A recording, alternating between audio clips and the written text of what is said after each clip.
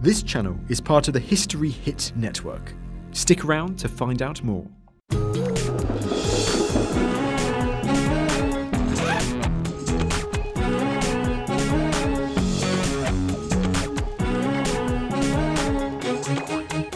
going on an adventure. So there's only one way to figure it all out. Unzip the archaeology. Make it naked.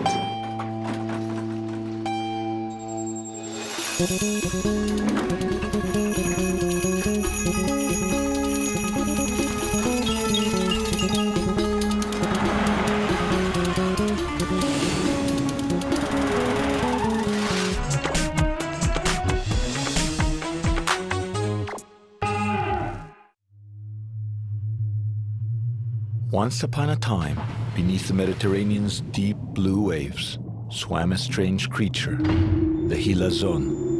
According to Jewish tradition, the Hilazon is a harbinger of messianic times, the end of the world. But it wasn't just tied to the next world. It also had an earthly value. Cloth dyed in the Hilazon's blood was worth 20 times its weight in gold. This dye, a royal blue, was called Techelet.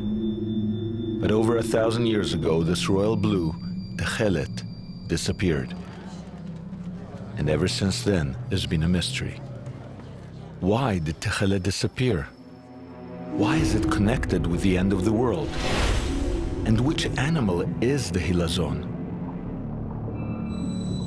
Ancient Hebrew texts give us just a few clues. So the first one is that his body resembles the ocean. Kind of like a dragon or something, you know, some holy lizard or whatever. Sign number two, that the shape, it resembles a fish. Now it has bones and cartilage. It was one of the most precious treasures of antiquity. It was the item of international trade and tribute that one ruler gave to another one when a country was conquered. The fourth one is that has carries a shell, and some shell that grows with him. They can be right in front of you, and unless you kind of know what shape you're looking for and maybe even know what movements you're looking for, it's very difficult to find them. It's very difficult to catch them. It has legs in its head. Where it has its mouth and its eyes and everything, it has legs. Like, you know, imagine a person would have legs up here and he wants to catch them. It's like an antenna, you know? Like he shoots them out. He shoots them out. He shoots them out. Very grabs long. He grabs his prey. We just got a small amount, it's enough for a few. I don't sell it. I wouldn't sell it. Wouldn't sell it for anything. It's not a question, not even of money. It's priceless. It is priceless, absolutely. Number 6, it has to have certain parts of its body should be resembling of a snake.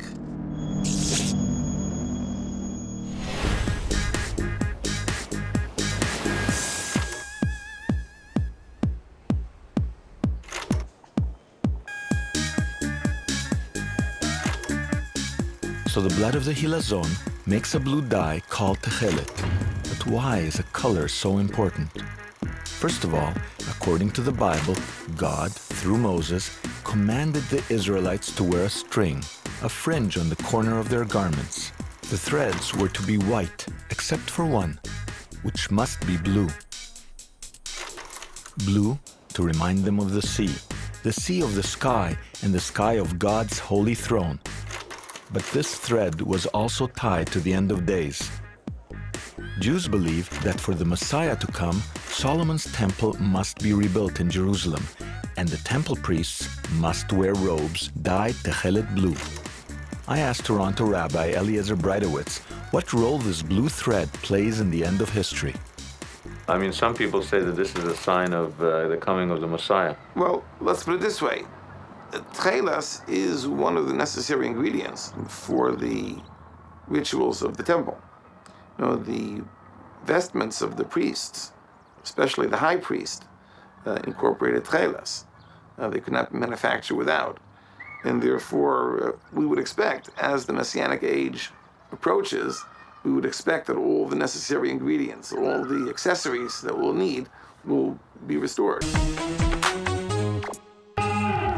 History Hit is a streaming platform that is just for history fans, with fantastic documentaries covering fascinating figures and moments in history from all over the world. History Hit has a brilliant collection of documentaries that cover a wide range of topics. The Knights Templar with Diane Jones reveals the true story behind the legend of the Knights Templar, while Meet the Unbelievers with Sanderson Jones looks at how people who don't have a religion find value, meaning and belonging in their lives. We're committed to bringing history fans award-winning documentaries and podcasts that you cannot find anywhere else.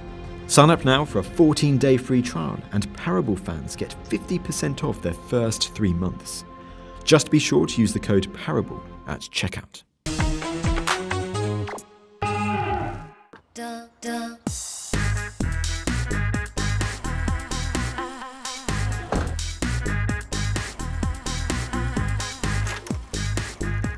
But I heard of 2 groups of people trying to restore the necessary ingredients to bring about the end of days, doing the detective work to crack this 1,300-year-old mystery.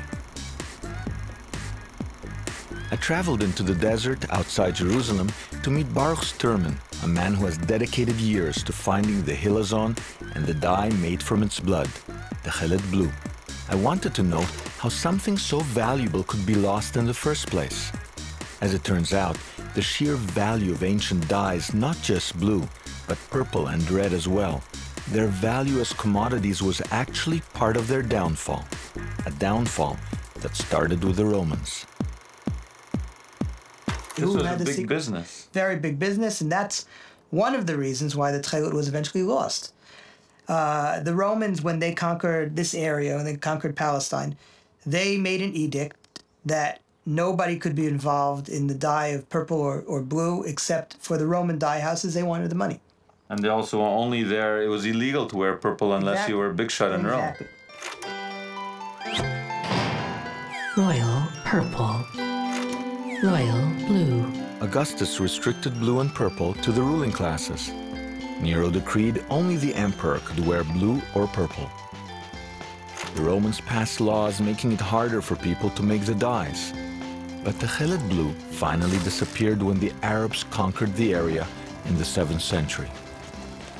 Every time Israel was conquered, whether it be by the Romans or the Christians or the Arabs, one thing they all did, it was massacre the Jews.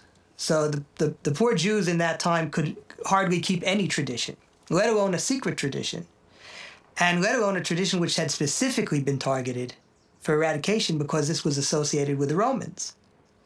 So there was basically no hope for the secret of Tchelet to be consistent, to be maintained over that period. So whoever still had the secret recipes, the chain was broken. Right. Whatever happened 1,300 years ago, invasion, war, migration, the secret was lost. The Hilazon became a legend. The trail went cold until the 1880s, when a man who was part cowboy, part Sherlock Holmes, and all Polish rabbi rode out of the north on a quest for the Hilazon.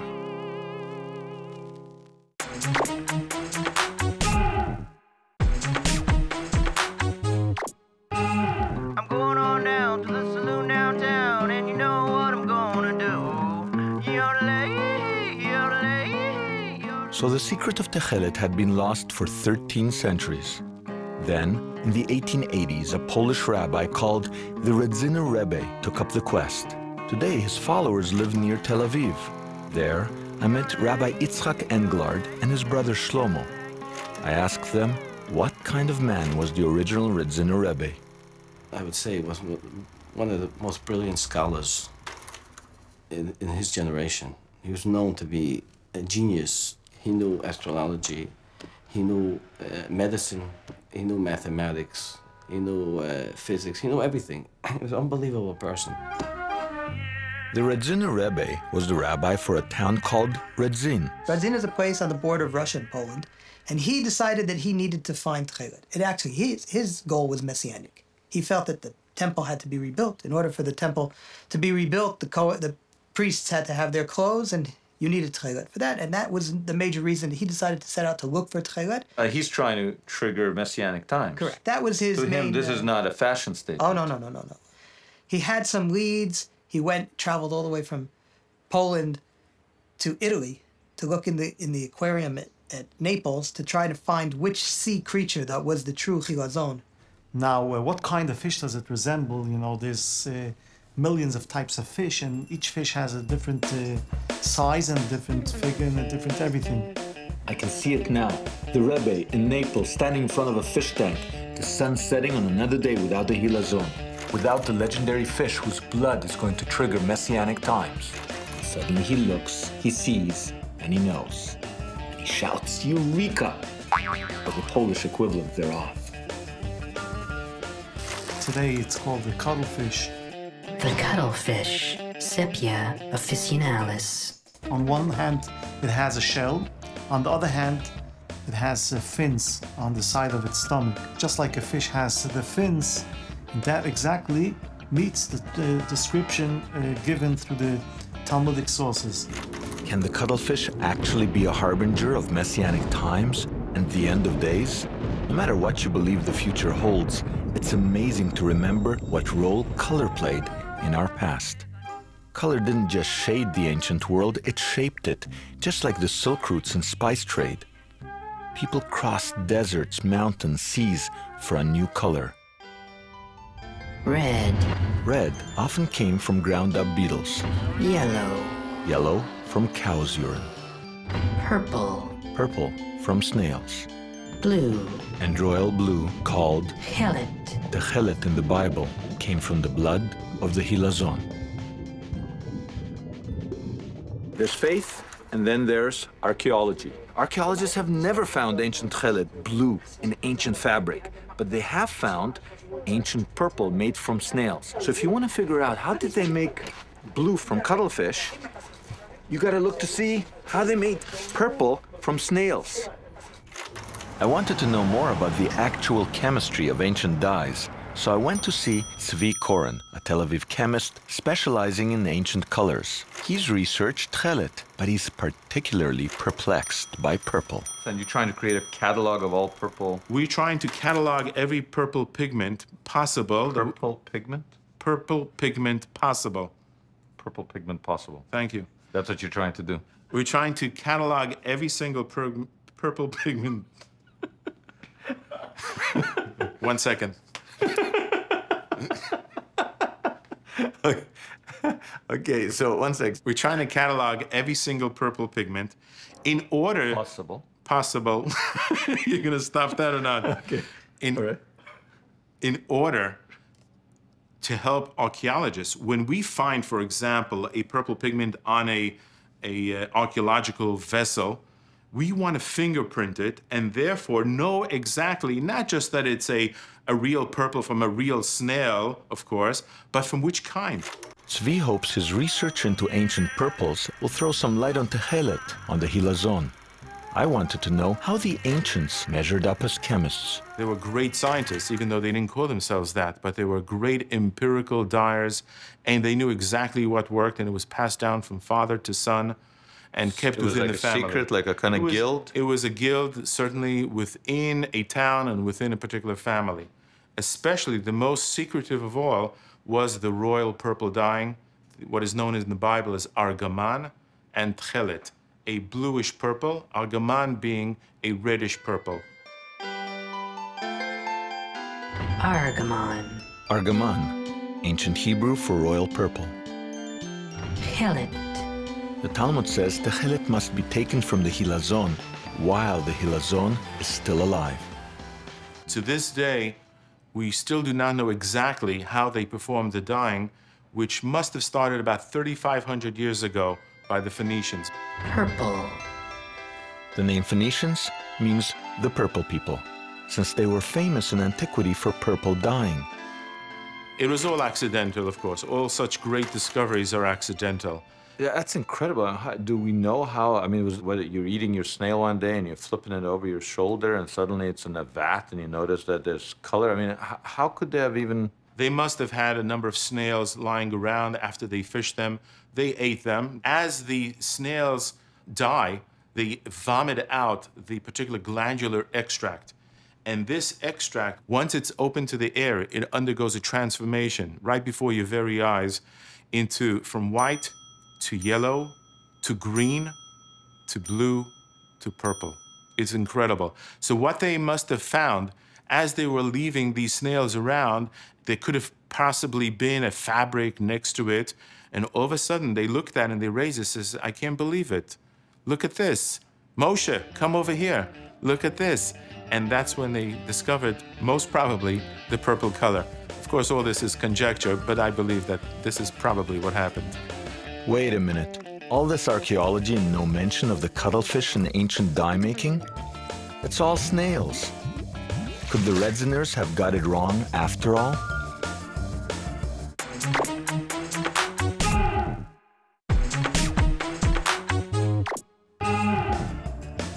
What I want to know is this. Can the Redziners be wrong? Can the Hilazon be something other than a cuttlefish? Baruch Sternman believes it is something else. Murex trunculus, the snail. He's pointing to the archaeology. Thousands of ancient snails, just like these, found piled up around Iron Age dye vats. But you're saying, hey, guys, there's thousands of these things found in ancient digs. No cuttlefish remains. We know that this was used in dye making. We've found dye installations up at Chof Dor and in 1920 other places along the coast of Israel, right where the Talmud says the tchelet dyeing happened. We know that this snail was used for dyeing. We know that this snail can produce a color, right? So the logical argument then says... We're getting closer. I mean, it's got to be. We're taking It upon looks very fishy. It's very fishy. It's a fishy story, this one. How did the Rebbe... So is there something that smells a little fishy about the Redziners' cuttlefish theory? On the one hand, the cuttlefish meets most of the ancient criteria. On the other hand... The archaeologists dug along the coast, and they found vast amount of shells of the Murex trunculus. Okay. So people say, look, if the Radziner Rebbe was alive today, he would look and say, oh, oops, I goofed.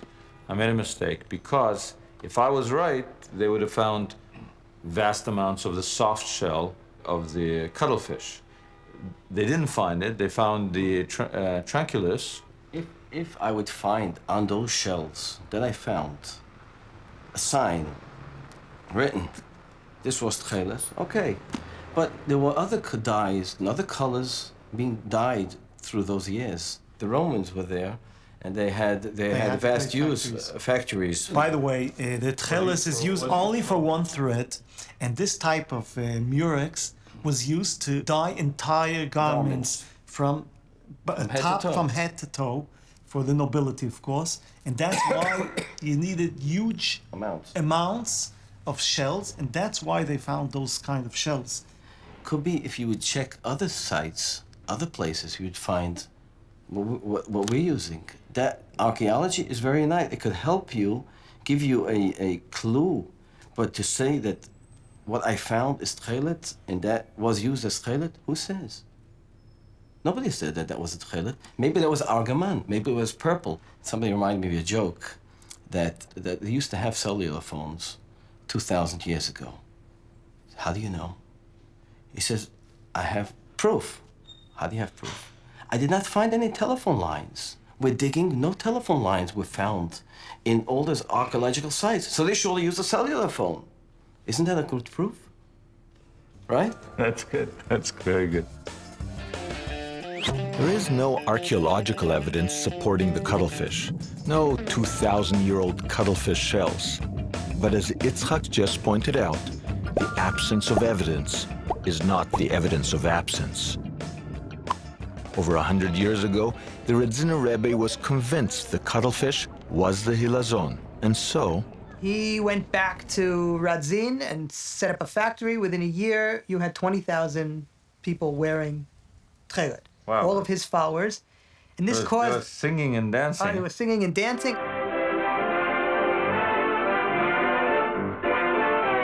But not for long. 100 years ago, a lot of rabbis immediately came out against the cuttlefish. A tremendous amount of argument broke out over this. Should you wear the tchelet? Shouldn't you wear the tchelet? If you wear the tchelet, is it good? Is it bad? Should you be stoned? Should you... In Jerusalem, for example, there was giant arguments between those people. Fist fights? As a matter of fact, one person took off a talit of somebody who wore tchelet, threw it down in the middle of the courtyard in the old city and burnt it. The chelet had been gone so long, there was no longer a tradition of wearing it, and the Jewish establishment came out against the Rebbe's discovery. There is this very, very strong, as I said, conservative tendency. And really, in religion, what we find is the exact opposite of what we find in the case of technology. You know, technology, newer is better. There's progress, there's development. You know, in religion, especially a religion which is based on revelation, we tend to think that with the passage of time, there is a loss of clarity, a loss of precision.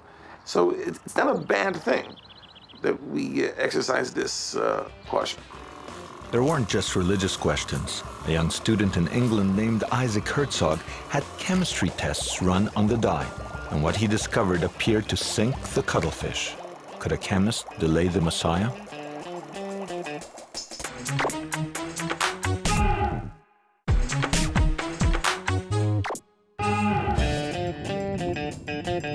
So after 1,300 years, the mystery is solved.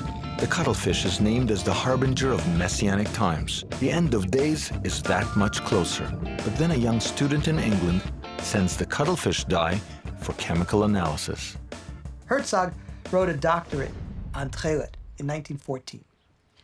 And he sent away to Radzin to get their recipes and to get an example, a specimen of the dyed tchelet, and he sent it off to chemical laboratories, and those laboratories came back with the result that the blue that was found in the Radzin tchelet was synthetic. Now, synthetic means it doesn't come from a living animal. Chemical analysis revealed the Radziner blue to be Prussian blue, a commercially produced painter's color. It turned out that you didn't need the cuttlefish to get the blue. You just needed all the other chemicals in the recipe. It didn't matter that the cuttlefish blood was added. It could be any blood. It could be ox blood, my blood. Exactly. You still get the blue. Exactly. Ferric ferrocyanide is Prussian blue, which means it comes from iron and cyanide, right? Iron was added. It was added as part of the chemical, so the iron is an integral part. The cyanide comes from the nitrogen and carbon, but that means that anything that has nitrogen and carbon in it, if it's raised to the proper temperature and prepared correctly, would give you the same cyanide that you need in order to do it. But you still needed the cuttlefish. But you could use cuttlefish, you could use chopped liver. Okay, but that's gefilte different. fish. But the point was, the chilazon is such an important part of the tradition of the tchelet. It can't be that the chilazon was just an incidental ingredient, and you could have just as easily used any other source of protein. I heard people, talking about the Prussian blue and everything. The Bible said we should use blue. It's coming from this fish. It had its reason, right?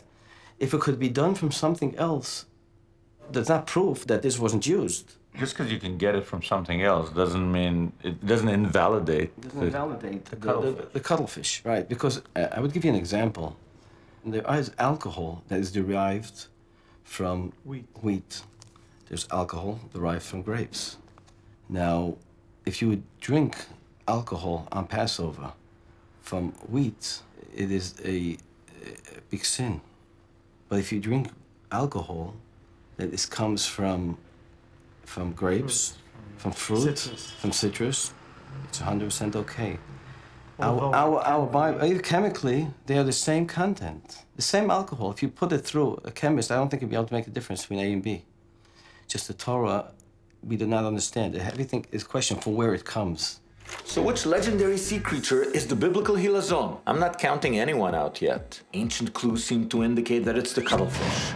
But the archaeology seems to support the lowly little snail. And the chemistry, well, I haven't figured that one out yet.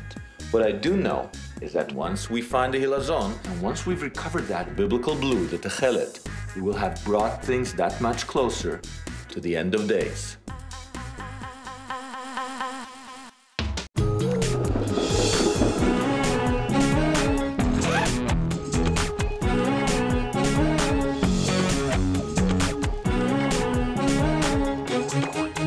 I'm going on an adventure. So there's only one way to figure it all out. Unzip the archaeology. Make it naked.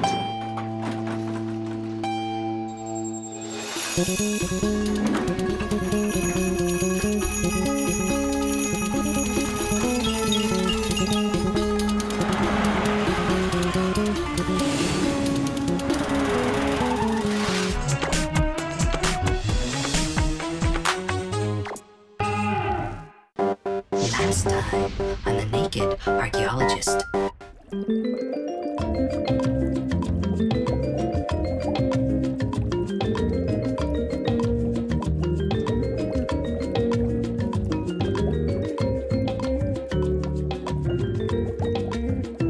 Wow, look at that.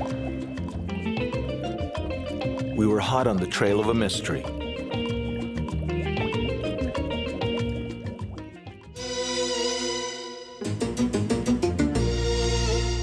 A detective story, one that starts under the sea, a few thousand years before Jesus, and ends with a small blue string tied to the end of the world.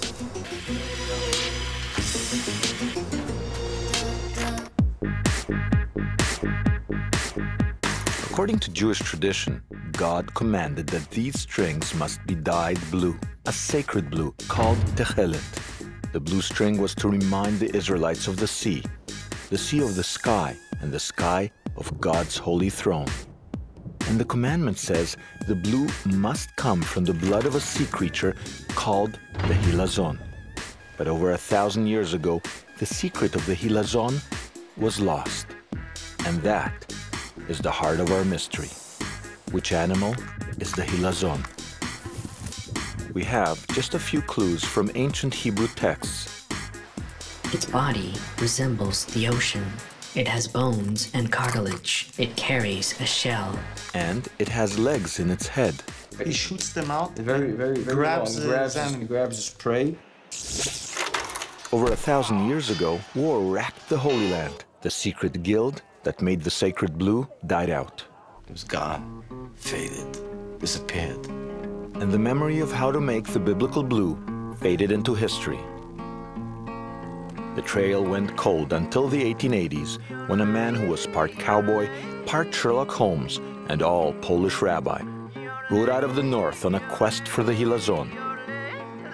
He was called the Redziner Rebbe. The Rebbe was a great man of science, and he developed a recipe that produced blue, the sacred tehelet, from none other than The cuttlefish.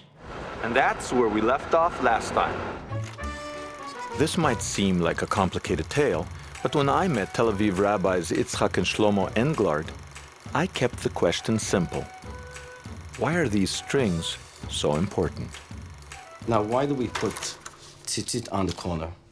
Because it says in Kabbalic books that a person, when he's going on the corner, when he's on the border, then he needs to be watched. He needs a reminder of the one above. Oh, when he's at the edge. He's at the edge. The edge, the border, a place of mystery.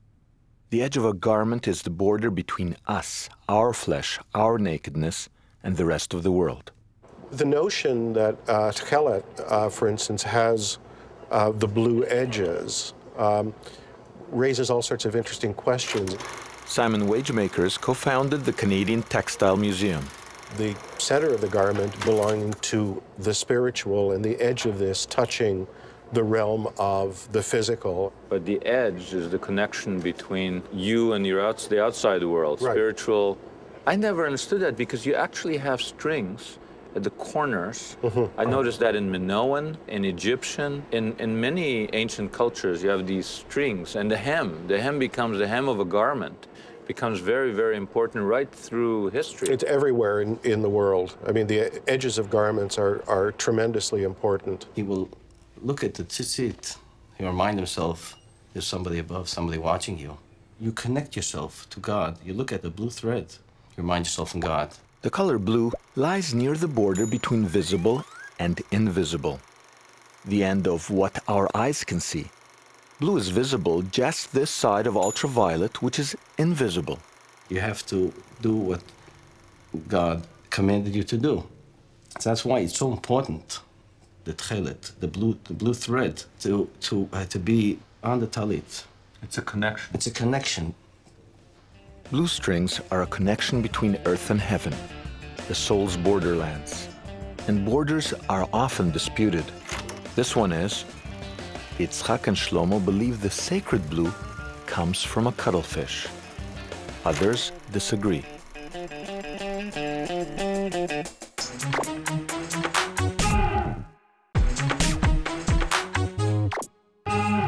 We only know what the hilazon is by a list of criteria. How does The cuttlefish. add up? Its body resembles the ocean.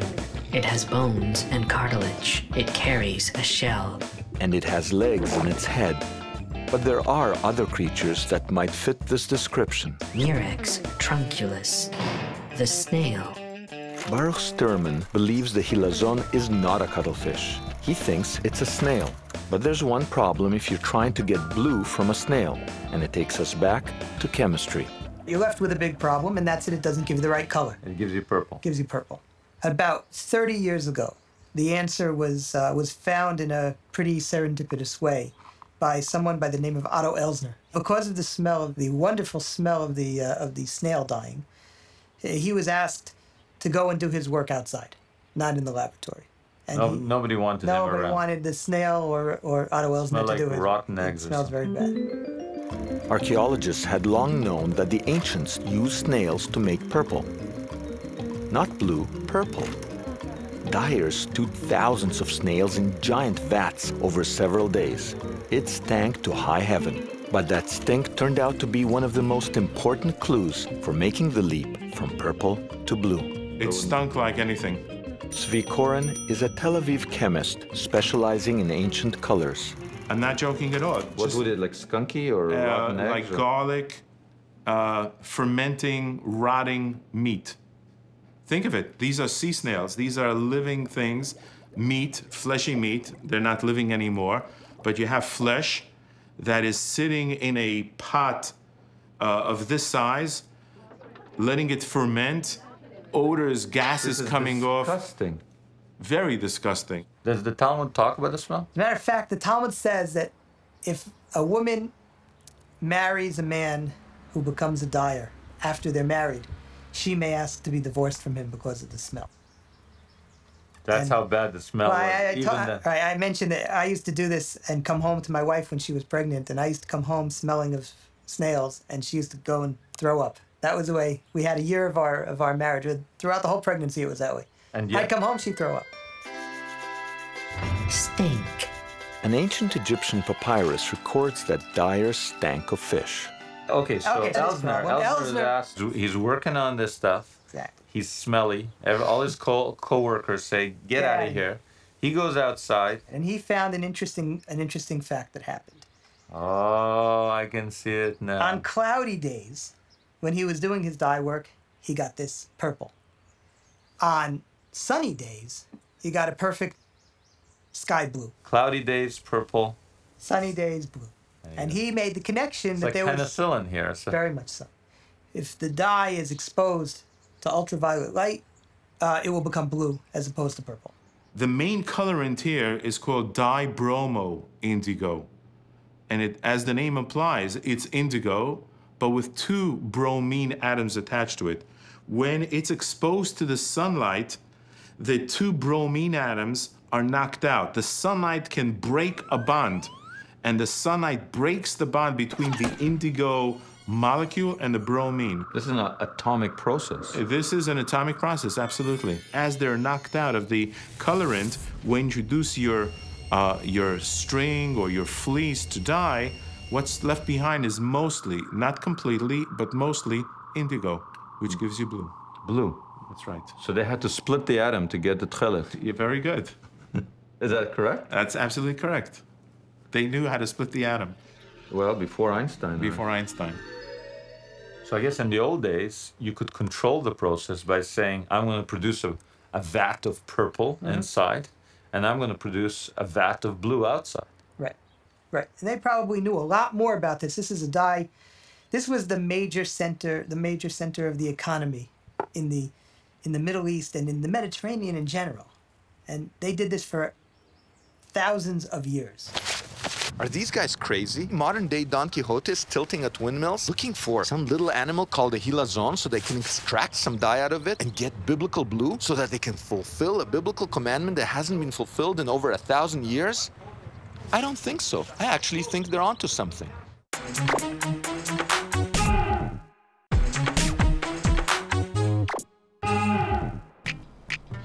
Throughout history, what we wore said a lot about who we were. and not just the clothing, the color. And it's not just the biblical blue that we forgot. Generally, we've forgotten the power of color.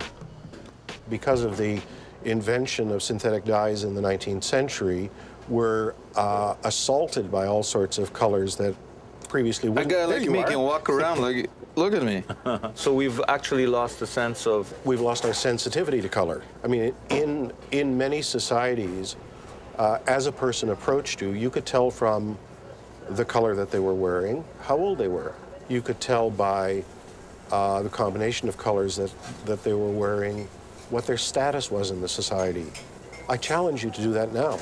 You can't. You could still do it a little bit in the sense that male uniforms and army uniforms certainly tell you which branch of the forces, stuff like that. Right, and if a guy's wearing a red and white suit, you know he's Santa Claus and he's going to bring you good things. I mean, right. I mean, the most obvious things like that still apply, but generally, most people that you encounter, you can't tell anything from what they're wearing. If you dress like this today, you can... Who cares? You get mocked, though.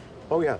You get more mocked. It depends, again, the context, because you'd probably be worse off if you were in small-town Ontario, being in Kensington Market. People will say, oh, right, a local. A local. I'm a local. That's right. They might not care about your fashion sense in Kensington Market, but as this quest has made clear, there are still some people who believe in the power of color to literally change the world.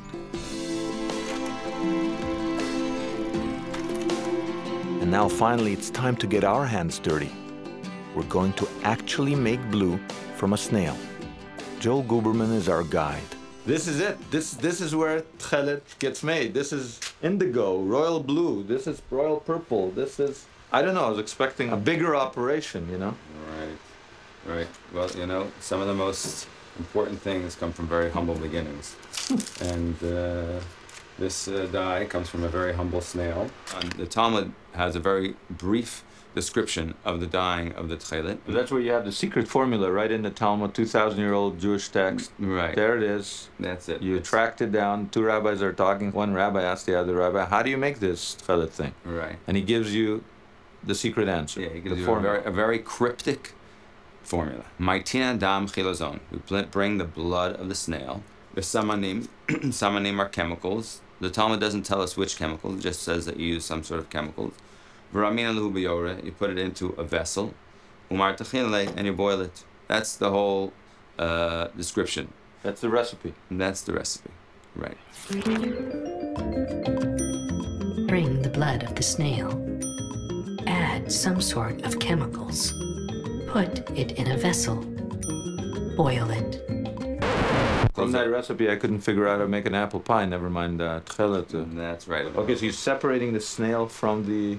We're separating the gland from the rest of the snail. So you put it out in the sun and you dry them out. Right. It actually becomes blocks, and we take those blocks and grind them down into a powder. Is the dam chilazon. This is the blood of the snail. The blood of the snail. V'ramina lehu b'yoreh. We put it into a vessel. The first chemical we're going to use is caustic soda. And the caustic soda will help to dissolve the dye. And we mentioned that we're going to boil it, as the Talmud says. So we're going to add in here boiling water. This next chemical we're going to use is sodium dithionite. And this actually does the dissolving. You keep that separate from where you keep the sugar for your coffee. Yeah. The yellow part means that it's dissolved. The purple part is not dissolved. What we're going to do now is we're going to take this dye that we processed and we're going to expose it to sunlight. Follow me. So how long do we have to leave it out here? We're going to leave it out for 10-15 minutes. That should be enough. So in a few minutes, we'll have made biblical blue, finally tchelet. But there's someone who says we've got it all wrong. It shouldn't be blue at all.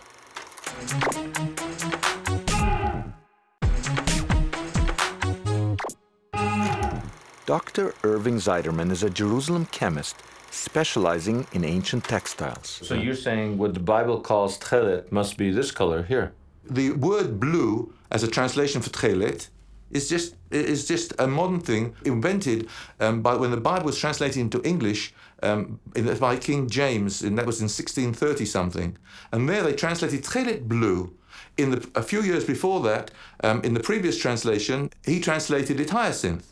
Because tchelet is hyacinth. That's what, you couldn't say that that's like the sky and like this is the color of the sky. If you examine the spectrum of the sky, you see it's not blue, but it contains a certain amount of purple wavelengths, and this is a concentrated version of the sky color. This is every color. When you're talking about color, you must realize you're talking always about a range of colors.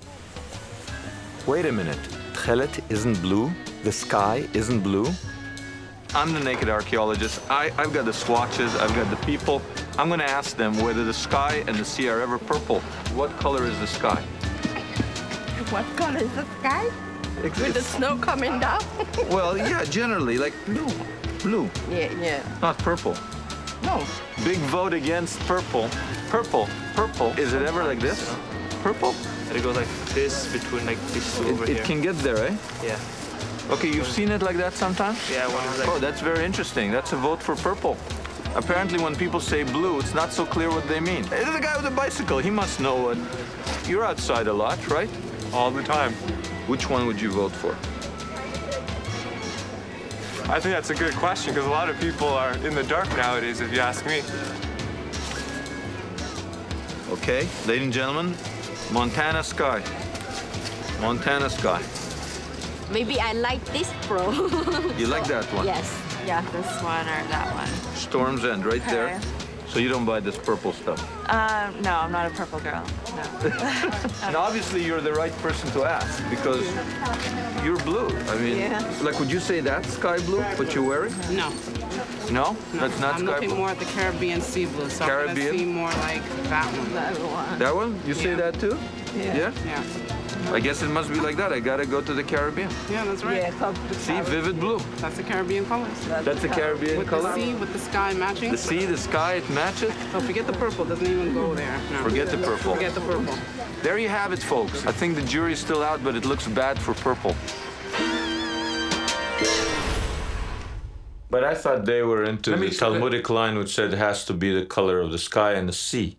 Now, the sea doesn't look violet. That is a Talmudic saying, and in fact there are several versions in the Talmud. And Rabbi Meir asks in the Talmud, what is the difference between the tchelet and the other colors? What's the difference? Did he mention purple? He says the sea is a similar color to the sky. And the sky is a similar color to the trees.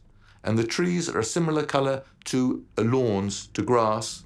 In other versions, he compares it to the sun, the color of the moon. These are all different colors. He's not talking about a color. He's talking about an association of ideas. In order to be able to understand, in order to renew something which existed 2,000 years ago and disappeared from human knowledge 1,300 years ago, you have to rely on history and archaeology and in chemistry, on real things which exist, and not your interpretation of lines in the Talmud, which can be interpreted in 1,000 ways according to what you want to prove.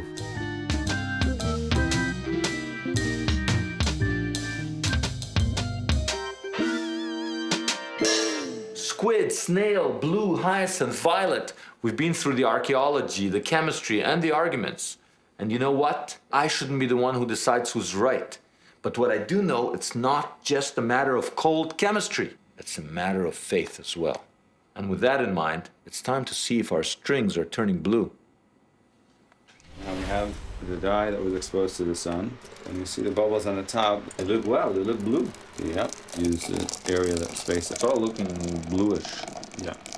So I just want to get this going. Now, whenever we do the dyeing of the wool in the factory for tchelet, in order to make sure that we have the proper intention, there's a Hebrew saying that we say. You're going to meditate, basically, so that you have the right intention when you're doing this. Right. The intent is part of the recipe. Correct. You guys have the right state of mind, not just the right science. Correct. You have to have the dyeing and the spinning of the wool must be done with the right intention for the commandment. We're going to put the wool in the dye, and this is going to be used for tzitzit. Okay, and we'll say l'shem mitzvat tzitzit, for the purpose of the commandment of tzitzit, and then we'll put this wool inside. Mitzvat tchelet, l'shem mitzvat See? Perfect. An hour from now, we're going to pull it out, and it's going to be tchelet. Right. To think that for 1,300 years, great rabbis and Jews wanted this and didn't have the opportunity. Now we do have the opportunity. To think that I was able to have a part in that, it makes me very, very proud and humble. Okay, I can do this? Yeah. I can do this? Just be careful, don't splatter it all over yourself. So, one second, what? Okay, so I do it right. I just pull it out now? Pull it out. This is exciting. It looks like some kind of underwater sea thing. So I just squeeze it out? Yeah. It's like magic. It turns blue right before your eyes. I mean, it's literally running, the blue is running through my fingers. But it looks so beautiful. It's amazing, actually, to have it actually turn blue in your hand. It's pretty amazing. Now there it is. Yeah, that's nice. I love it. That's nice. It's beautiful. Very special. How old were you when you started? About 20. So you started dyeing when you were 20? I started helping the whole group of people doing it. And now you're the only one? He's the main one. Yeah. He's the main one, your brother. He devoted himself to fulfill this commandment day and night. I could say that there's sometimes that he dies when I'm turning on the other side of the pillow. You're sleeping? I'm sleeping and dreaming, and he's the one that's fulfilling the dream. He's making it come true. Now, there's a statement in the Talmud that tchelet reminds us of the sea, which reminds us of the sky, which reminds us of God's holy throne. And what color is the sea? Blue. Blue. And what color is the sky? Blue. Right. But if we take a cup of the sea, what color will it be? Cup of seawater. Clear. Clear, right? Cup of seawater is clear. If we take a cup of sky, what color will it be? Clear. Air, it's clear, right? So really it depends on how we look at it. We can look at the sea and the sky and see endless beautiful blue and remind us of God, or we can look at it and see nothing at all. It depends on our perspective. And one of the things that the Batil Tchelet, that the strand of the Tchelet will teach us, is to remind us that if we look at the sea and the sky and we don't see the blue, we don't see God in everything that He's created, then we have that Batil Tchelet to remind us, to get us back on track, to put us in the right way, and remind us that God created the world and gave us a purpose and gave us a meaning and gave us a way to live our lives and make the world a better place to be.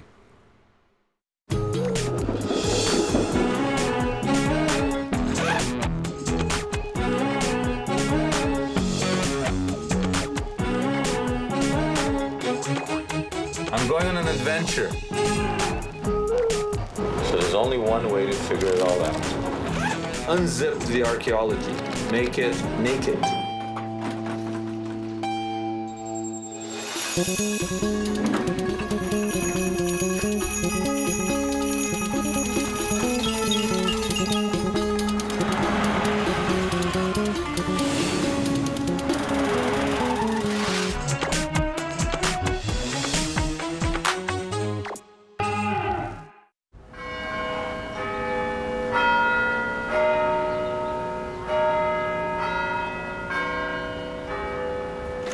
Rabbis, Stars of David, bagels, and the synagogue. The Pope, the cross, candy cane, the church. Today, we think of Judaism and Christianity as distinct and powerful world religions. But 2,000 years ago, they were minorities in the Roman world. And the Romans were hell-bent on wiping them off the face of the earth. History tells us that Jewish rebels fought the Romans to the bitter end. And early Christian historians would have us believe that followers of Jesus refused to fight Rome. They turned the other cheek and they fled to Pella in Jordan. But is that the whole story?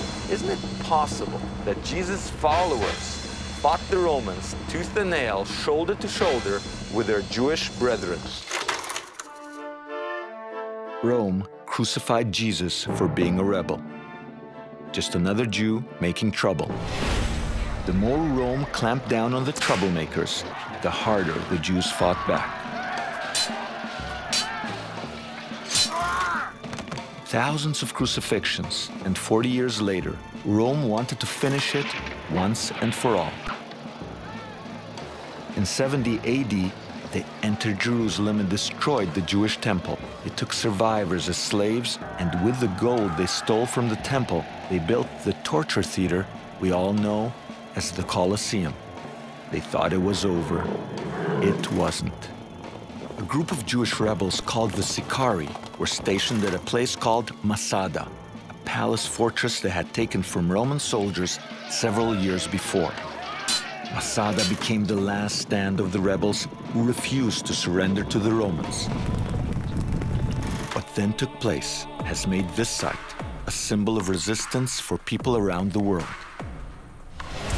What can archaeology tell us about the Masada rebels? And is it possible that there were Jesus followers among the fighters?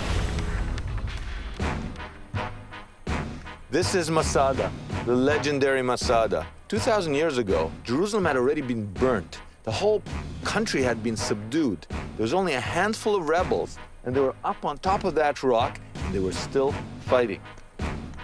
Some say the Jews started this war. Some say the Romans did.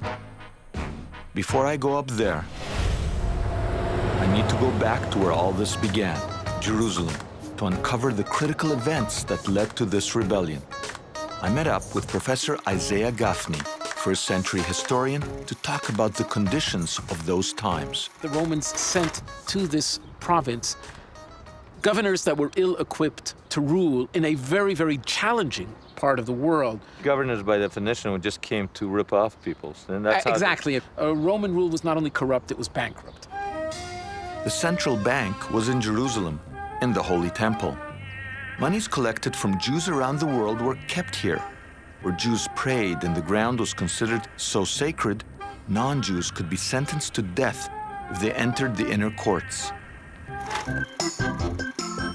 And yet, in 66 AD, a Roman governor planted his pagan sandals on God's domain. Now, you gotta understand what that means. It means a pagan was entering the holy ground, the physical presence of God on earth, and he was essentially desecrating it. But that wasn't enough. He grabbed 17 talents. 17 talents, a lot of money in those days. And the Jews had enough. Enough of the crucifixions, enough of the beheadings, enough of the stealing of the money, enough of the taxation, enough of the oppression, and they said, it's revolution time. No ordinary revolution. It required a Messiah to lead them. According to Jewish faith, a Messiah was a political figure sent by God to lead the faithful to freedom. The Sicarii were front row and waiting. This group of Sicarii developed a religious ideology that claimed you cannot be subservient to Rome. These Sicarii, they were dagger men. Well, yeah. Well, what happens is ultimately they wind up in places like Jerusalem with daggers hidden, and they're terrorists of sort. They're there to sow terror and fear. This is a group that has Galilean roots. The Galileans were troublemakers. Yes. As far as the Romans were. As far as the Romans were concerned, yes. And in fact, when these Galileans show up in Jerusalem, they encounter local segments of zealots that are also against the Romans. The Sicarii were from the Galilee. So was Jesus, and so were most of his followers. The Sicarii were considered by the Romans zealots, troublemakers, political opponents. So was Jesus, and so were his followers. The Sicarii believed they were living the end of days, messianic times. So was Jesus, and so were his followers. Now, the Sicarii and the Jesus movement may have differed about tactics, but they would have appreciated each other's anti-Roman stance and religious zealotry. In 66, the Sicarii go down to Masada, where they break into the armory. They take arms, come to Jerusalem, try to take over the mini rebellion that already had begun in Jerusalem, were unsuccessful. They were pushed out. They go back to Masada, and they bide their time there from 67 until 73, until the war catches up with them. So is it possible, is it just possible, that some of the followers of Jesus ended up seeking refuge with the Sicarii at Masada? I'm gonna go and check it out.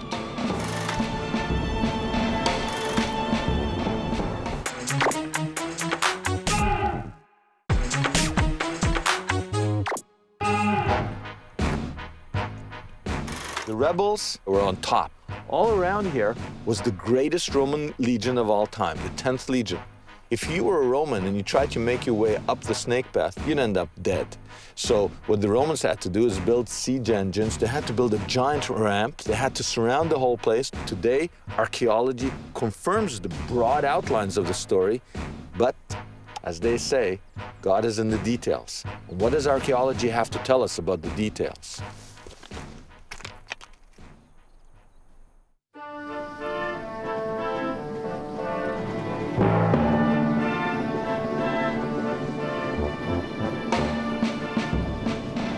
This is not the way I would go up Masada with a cable car. I would go up the snake path. That's the way to do it. But I'm here with Guy Stiebel, who is the co-director of the Masada expedition, and he likes to take the cable car. So it's nice to blame someone. Yeah. Blame me. Guy Stiebel explains that the story of the Sicarii, the rebels who took refuge here at Masada, comes to us from only one source, first-century historian Flavius Josephus. If it hadn't been for Josephus's writings, this place would have been a rock in the distance with no story, and archaeologists couldn't have understood what they found here.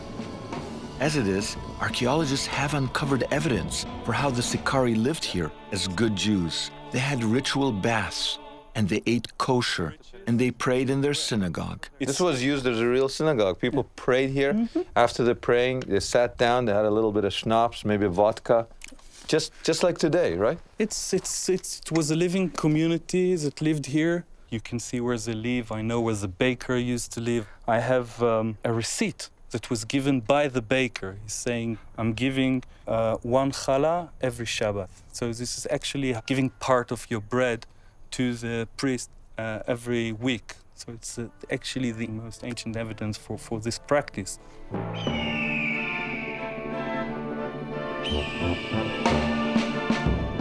And these rooms were converted into living quarters by the refugees themselves, by the rebels. So what he did here was just plastering the wall. So the rebel, the baker, came in here. He was assigned this little room as his personal, tiny Spartan condominium, if you will. Yes. He came in here. It was supposed to be a wall, but he turned it into a room. And as he plastered, he used his hands to plaster it, and you literally have the finger marks. I mean, that's... Archaeology doesn't get better than this. Eh? No, it can't. When I'm here, when I'm in this simple living quarter of the baker, I put my hands on his hands, literally. I feel tremendous sympathy, tremendous connection. These people weren't just sitting around saying, who can we kill next? No, this is site-friendly. As Guy shows me around, I become aware that this isn't just the headquarters of militant assassins. Really, that's great. This is a community of refugees running for their lives from the Romans. There was probably a mix of anti-Roman types here. I started to think of Jesus and his followers. There was Simon, who was a zealot. Zealot was a term applied to those who acted with God's zeal, fighting Roman paganism and Jewish collaborators. So they called Simon Zelotes. There was also Judas Iscariot. Could it be that he was a Sicarii? You know that there is a theory that Judas Iscariot actually, just like you have Simon Zelotes, that those two guys, at the very least, one was a zealot, one was a Sicarii. You refer to his name in English, but if you refer to the Greek or to the Latin or actually to the Hebrew version, his name was Yehuda Ish Krayot, the man who came from Krayot. So there's nothing to do with the Sicarii.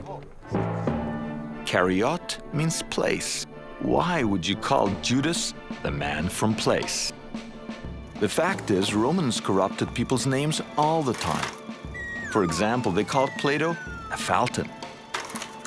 Some scholars confirm that Iscariot is a Roman jumble for Sicarii.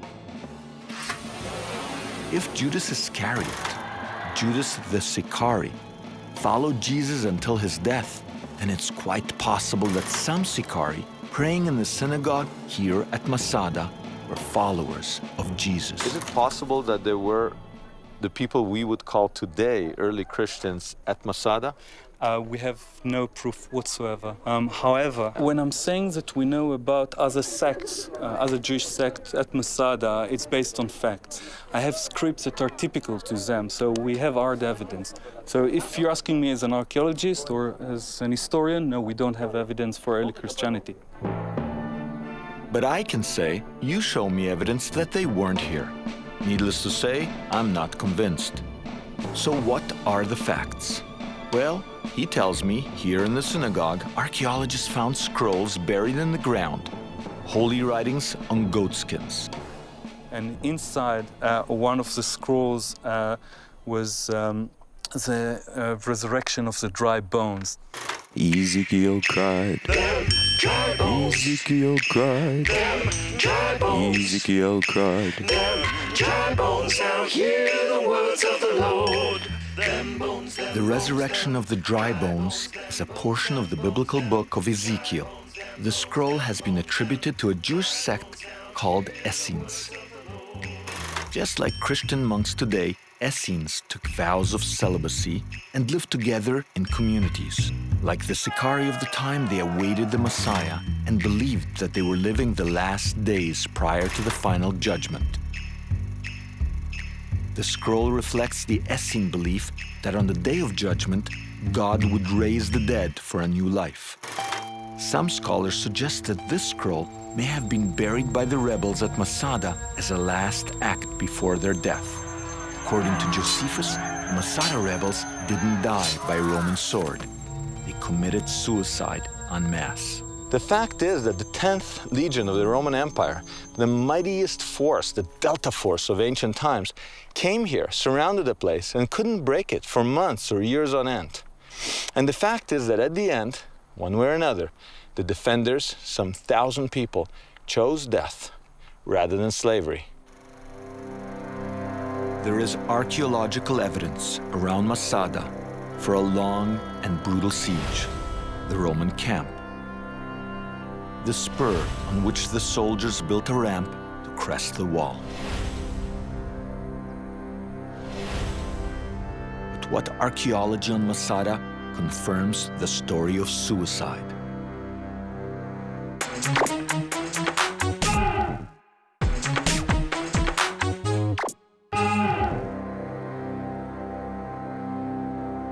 These are the last words which, according to the historian Josephus, were uttered by the commander of the people who defended Masada.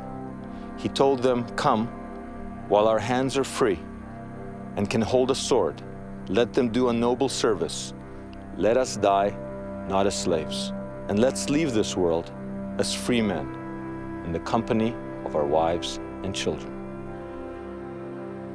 I went with Guy to the northern tower. He talked about what archaeologists found that supports the broad outlines of the sad story of suicide. They came eye to eye with what they describe as the last minute of Masada when they found the skeletons, the bones of a man, a woman, and a child. That seems to fit the Josephus story. He says that the defenders of Masada voted that each one went to his own family, embraced them, killed them, then they killed each other, the men, and then the last guy fell on a sword. Here you excavate, there's a skeleton of a man, a skeleton of a woman, a skeleton of a child. So do you think it really happened that they committed suicide? It's very tempting to take the narration of Josephus, I mean, his account, and say, okay, this is what we have here. It is very tempting. Can we take Josephus so literally? I mean, if all the rebels at Masada committed suicide, how could Josephus know about the story? I talked with first-century historian and Josephus expert, Professor Steve Mason, about the very convenient way the story gets to Josephus. Josephus claims that an older woman, and as well as a younger woman with 5 children, so 7 altogether, hid in a cavern or cistern. There were big water cisterns, caves dug into the top of the plateau, and so escaped while everyone else was busy killing themselves. The defenders of Masada had water, giant cisterns. This is just one of them. Come, look. They hid and escaped, and then when the Romans arrived on the scene and called out anybody there, they responded, yes, we're here, and they were taken into protection. And Josephus debriefed them. Well, that's the question. Where does this story come from? They think it might be just a literary device? Yeah. So, if the literary source is in question, then what archaeological evidence do we have that the Masada rebels committed suicide? The most profound archaeological proof that Josephus' story is true are the lots, 11 pieces of pottery with names on them, used by the rebels to pick the men who would do the deed. The men killed their women and children, and then by lot, 10 men were chosen to kill the other men. The last 10 then chose lots to determine the one who would kill them and then himself. Written on the lots are names like son of the donut. Was that the baker? And one was Ben Yair. The Sikari leader was named Eliezer Ben Yair. But where are the bones? 1,000 people died here, and Guy has told me of only 3 skeletons found. There should be more human remains. You have to bear in mind that the Romans stayed here for several more months on top and several more years down in the west. So they would have burned the bodies? Yes, it is just common sense. I mean, they would stay here with 1,000 corpses. Why doing that? So Romans would have burnt all the evidence of the suicide. And yet, in 1963, 25 skeletons were found in a cave archaeologists call 2001. Unofficial reports say that a scroll was found in this cave. Does this scroll place Jesus followers on Masada?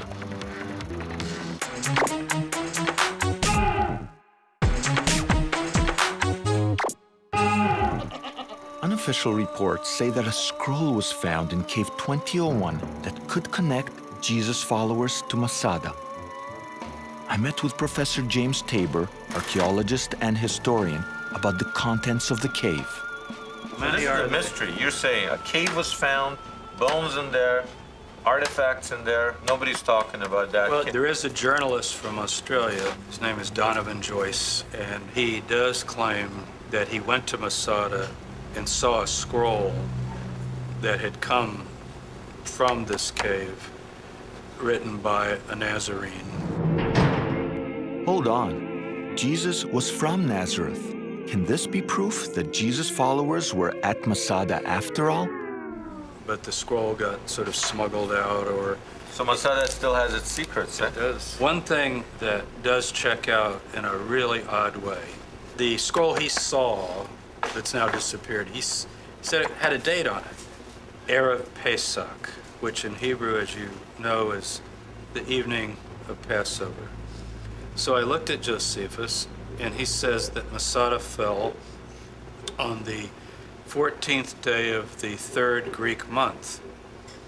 I have a computer calendar. I typed in the 14th, 73 AD, comes out Passover evening. You talk about the Last Supper. If there were Nazarenes at Masada, picture this emotion. Their leader ate a Passover meal and died the next morning. They're eating a Passover meal and dying the next morning. That's kind of chilling.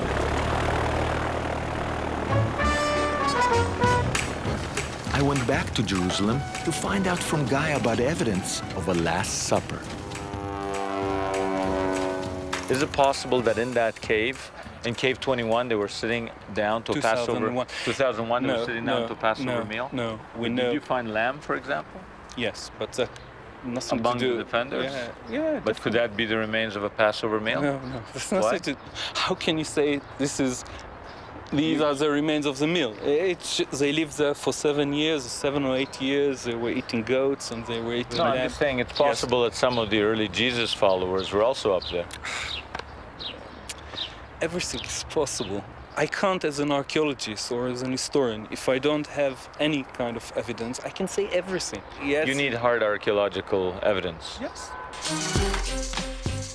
Not dissuaded by the lack of Paschal lamb, I decided to track down one last expert, Bill Klassen, early Christian historian. I think that there were some Christians up there. How many? And of course, we have no proof of that. but it seems to me to be a very probable situation. Why?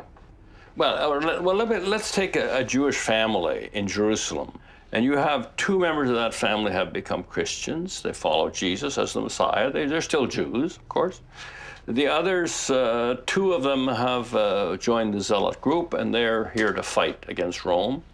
And the others are kind of lukewarm, but they're saying it's getting hot here, and the only way to survive is to leave. So why don't we go to Masada?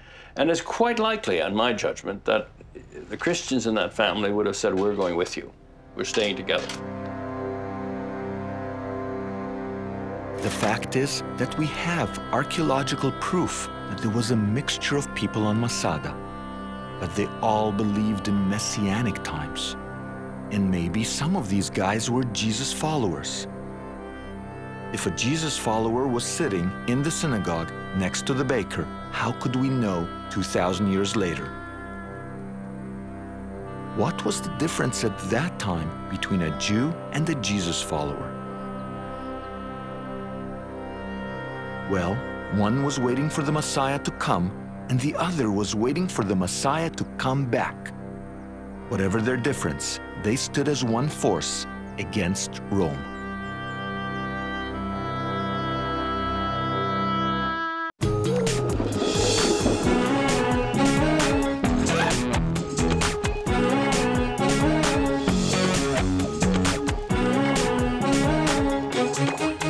I'm going on an adventure. So there's only one way to figure it all out. Unzip the archaeology. Make it naked.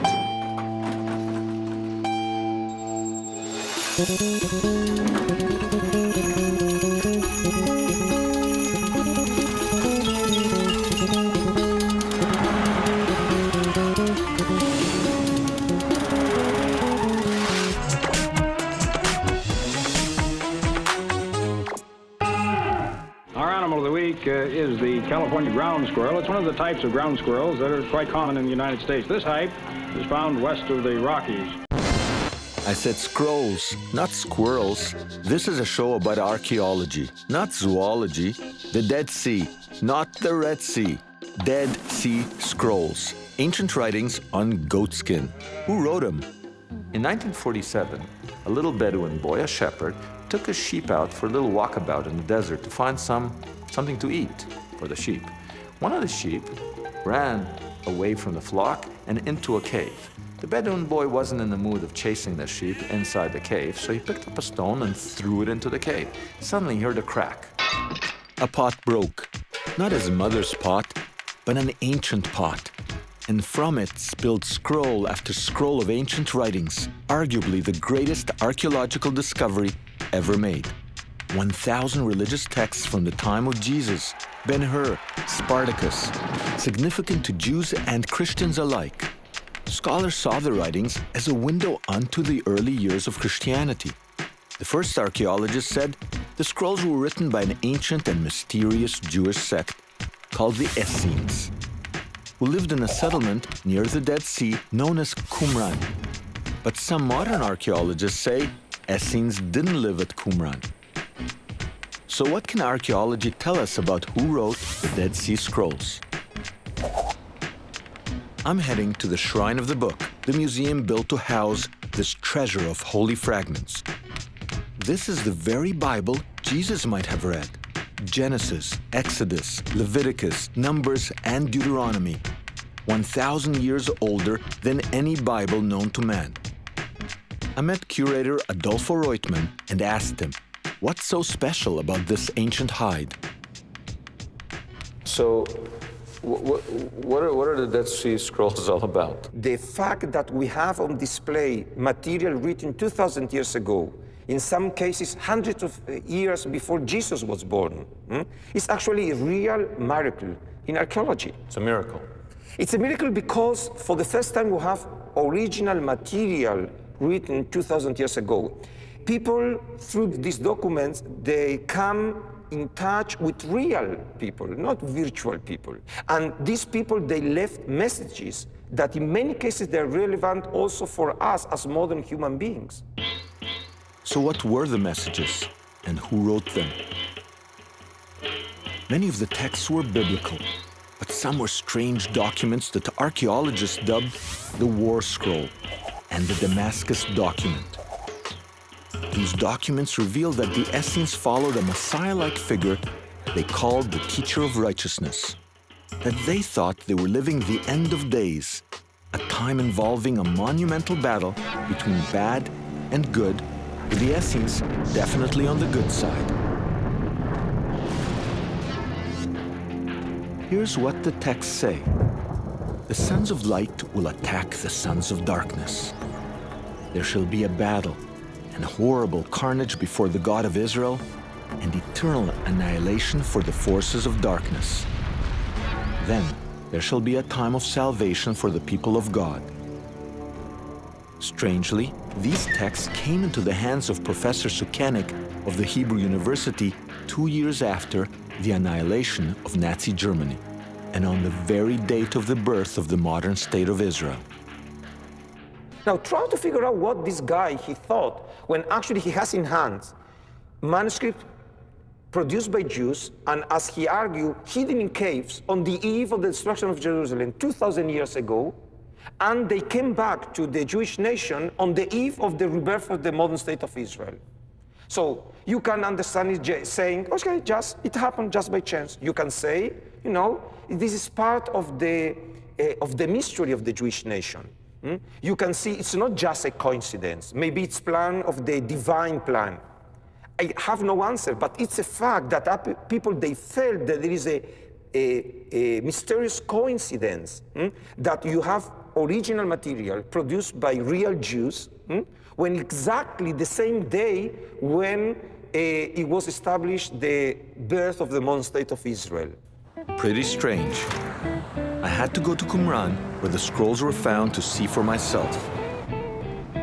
South of Jerusalem, 17 kilometers past En Gedi, across from the Dead Sea, is Qumran. This is Qumran. This is supposedly where the Essenes lived. According to the ancient writers like Josephus, Pliny, and Philo, the Essenes lived along the coast of the Dead Sea. Dead Sea is right over there.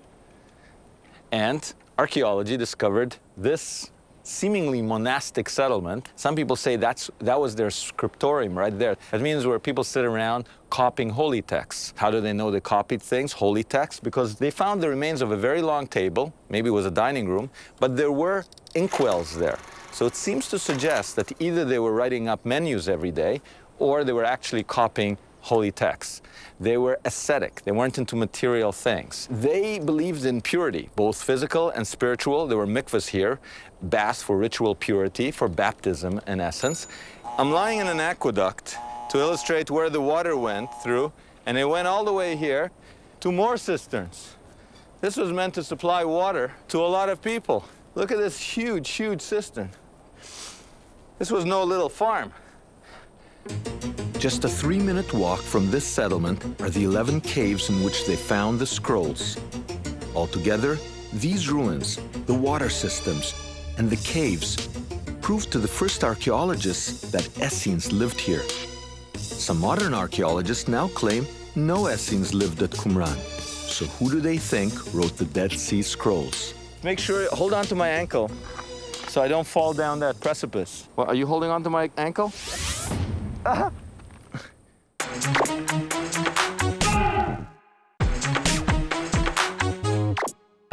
That's cave number 4, where the Dead Sea Scrolls were found. The greatest find of the 20th, maybe 21st century, the Dead Sea Scrolls. Thousands of scrolls, thousands and thousands of fragments, right there in that cave.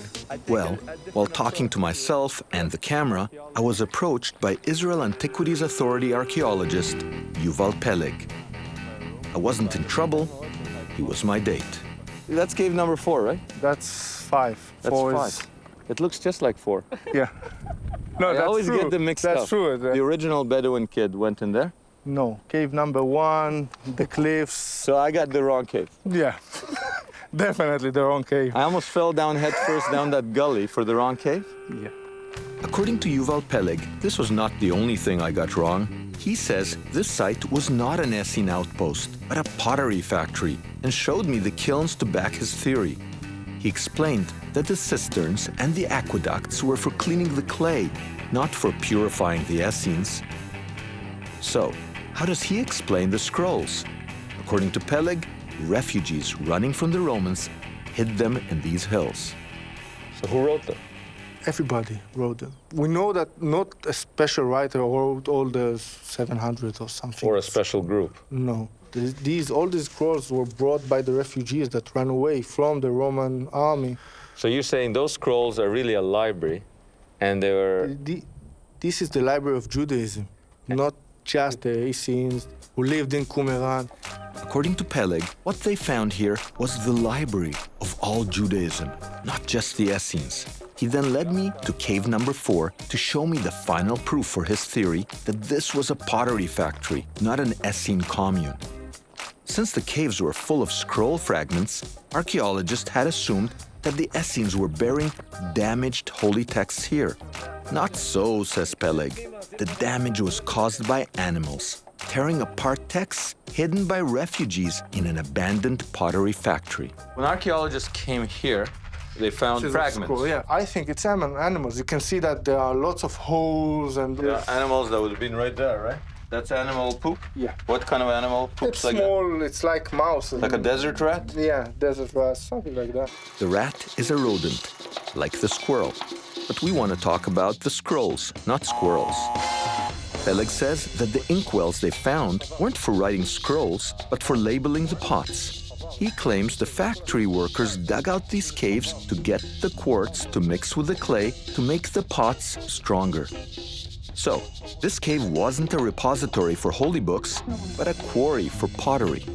When we took some of the clay and mixed it with this quartz, we made new vessels, pottery vessels. So you think they were digging out for quartz? For these created, layers. You can see they layers created these caves? These are man-made caves, you say? Man-made caves. That's the last stage of our theory. We have the kilns, we have that, we have that. Huh?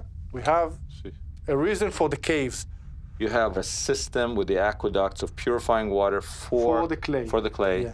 You've got man-made caves. For the quartz. For the quartz. You made the pots. You have kilns. It's all making sense as a pottery factory, pottery industry. There's no connection between the scrolls and the site. I was troubled by Peleg's theory. First-century historian Josephus says that there were Essenes by the Dead Sea. Peleg says it was a pottery factory. Most archaeologists say that the scrolls in the caves were connected to the archaeological site known as Qumran. Peleg says that the scrolls have nothing to do with the pottery factory that was found there. So I went back to Jerusalem to discuss Peleg's theory with Professor Gabi Barkai. I started by making Peleg's argument. Just because a bunch of people say there were these Essenes on the Dead Sea, and you find scrolls near the Dead Sea, doesn't mean they're the same people. The scrolls could have been brought there by people fleeing, burning Jerusalem, hidden in a cave, and this has nothing to do with the Essenes. We have two elements at Qumran. We have the caves and you have the ruin. If you separate between those two, then you can get to all kinds of interpretations. Maybe aliens from outer space wrote them. You can make it into a military fort. You can make it into a rich farmer's farmstead. You can make it into a hamlet. Hamlet? Alas, poor Yorick. But what does the archaeology tell you? You say they're connected. Listen, they are connected logically, they are connected archaeologically, they are connected. The facts are there, and I think it makes sense. The facts are that in 68 AD, Rome came and destroyed Qumran. 2 years later, in 70 AD, Rome destroyed the temple in Jerusalem. So, are the scrolls the long-lost wisdom of the Qumran Essenes, or the long-lost Jerusalem library spirited out by refugees? Maybe the answer to this riddle involves not the texts that were found, but the texts that were missing.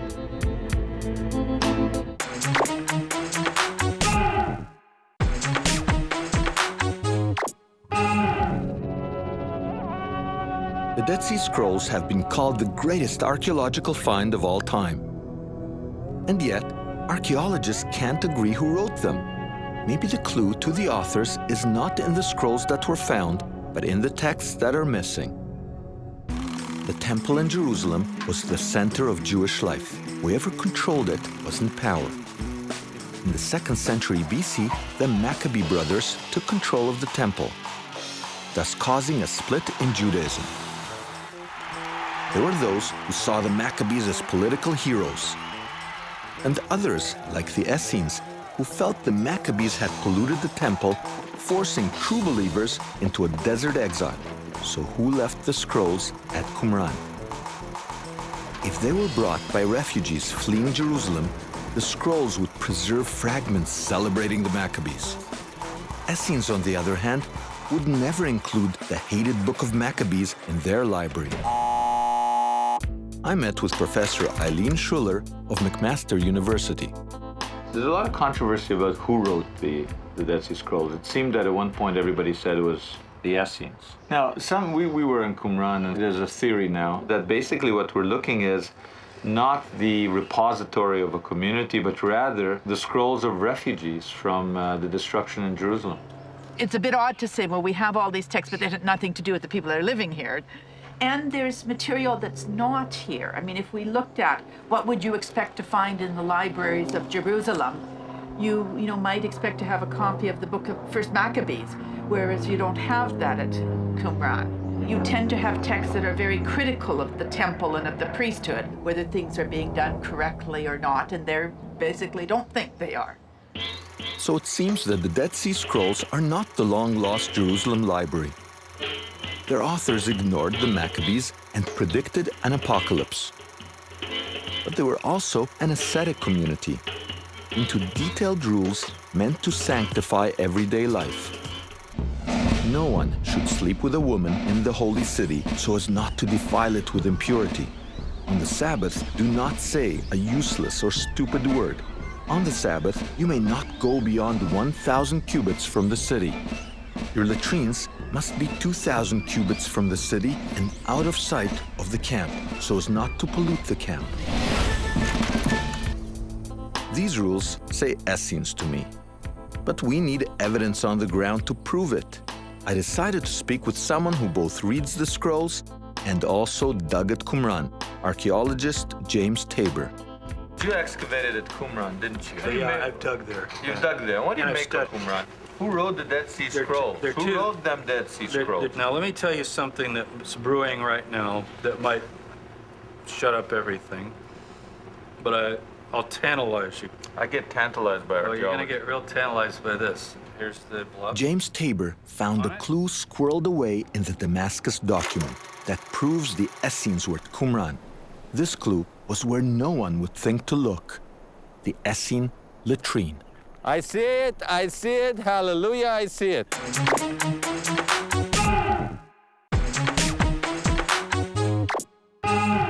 Professor Tabor's hunt for the latrines begins with Josephus. This first-century historian writes that he admired the will of the Essenes because, contrary to tradition, they didn't feast the night of the Sabbath. James wondered why Essenes wouldn't feast. So he went to the scrolls. On the Sabbath, you may not go beyond 1,000 cubits from the city. Your latrines must be 2,000 cubits from the city and out of sight of the camp, so as not to pollute the camp. So on the Sabbath, you got a problem, because you can't go out, and yet, what if you have to go to the bathroom? But you're supposed to feast on Friday night. You're saying the scroll community had a theological problem. They had one commandment that said, don't go outside the perimeter, outside your house. Another commandment, don't put the toilet. In one text, it's 1,000, and one it's 2,000. So they got a problem. They got a problem. Josephus mentions this problem. Mentions the problem. And in admiration. In admiration that they're dealing with it by not eating much on Friday night. Yeah. You're saying, wait a minute, if it's the same people Josephus is talking about, and we should be able to, are talking about. we should be able to find their toilets. So what do you do? It's this kind of archaeology that I admire. You know what I mean? But there's a clue. It says in the war scroll they're northwest of the camp. Oh, it's like they put them strategically where the wind wasn't blowing? I don't know why. Wind is blowing away. It just says northwest. They don't want to be downwind from the toilet. I stood at the pool. This is real archaeology. I stood at the pool on the northwest corner, and I shot a laser beam, 2,000 cubits due northwest. I get about, I'd say, 1,500 cubits. And you, terrible smell. I start looking around, and all of a sudden on the ground. No way. What do I see?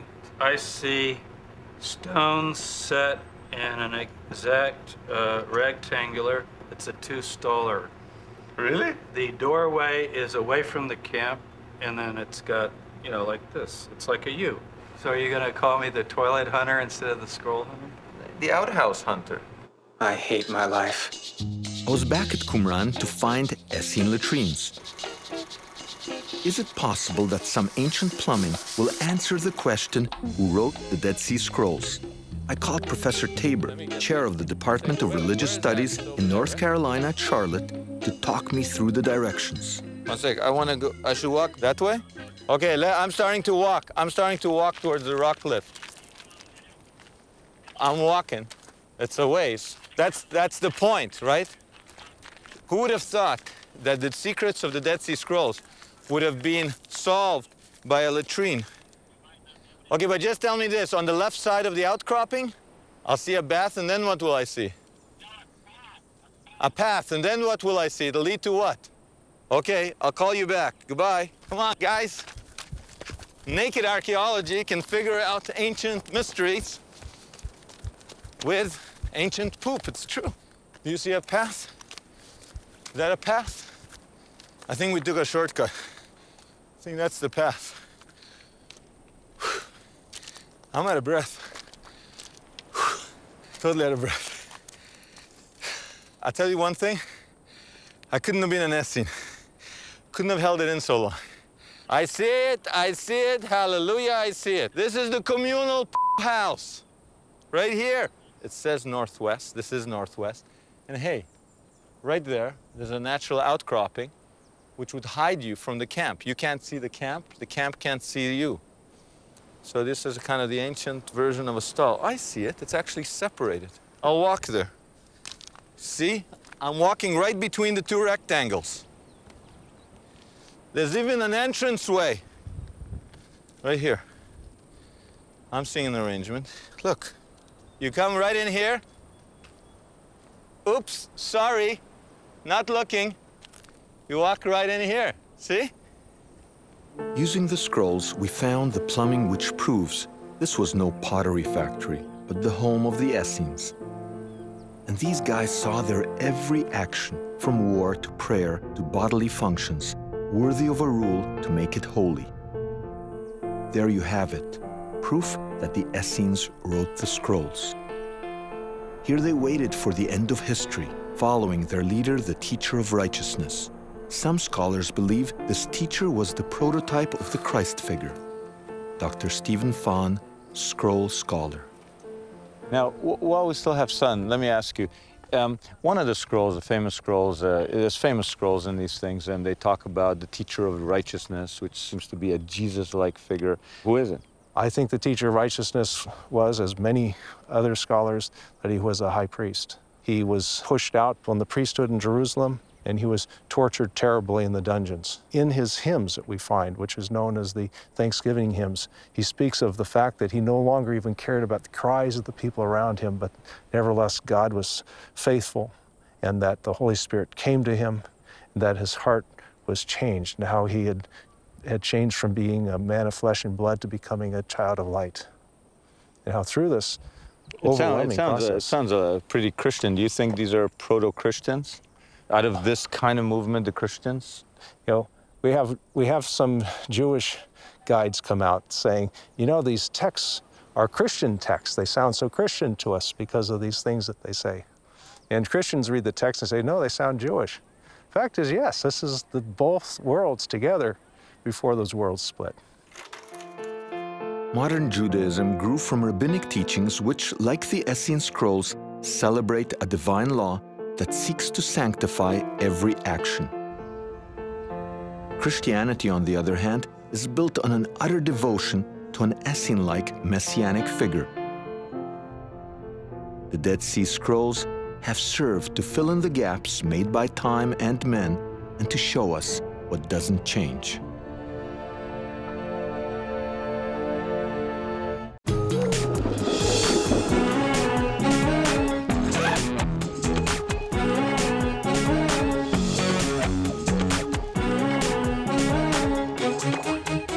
going on an adventure.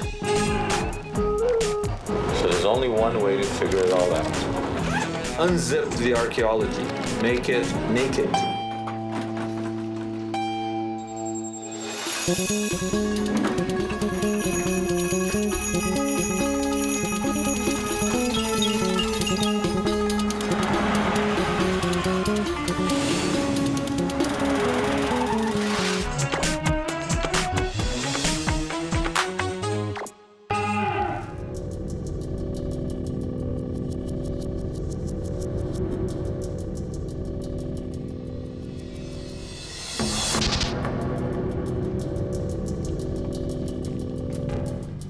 Archaeology can be dangerous. Digging has natural hazards: desert heat, freezing cold, falling rocks, cave-ins.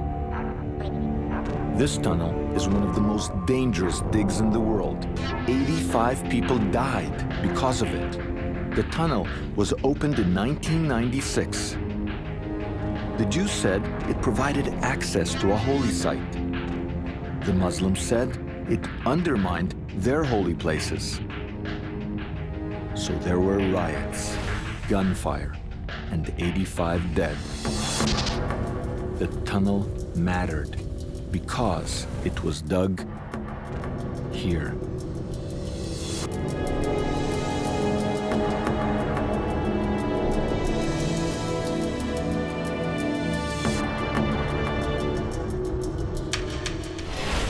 Behind me is literally the most important piece of real estate on the planet.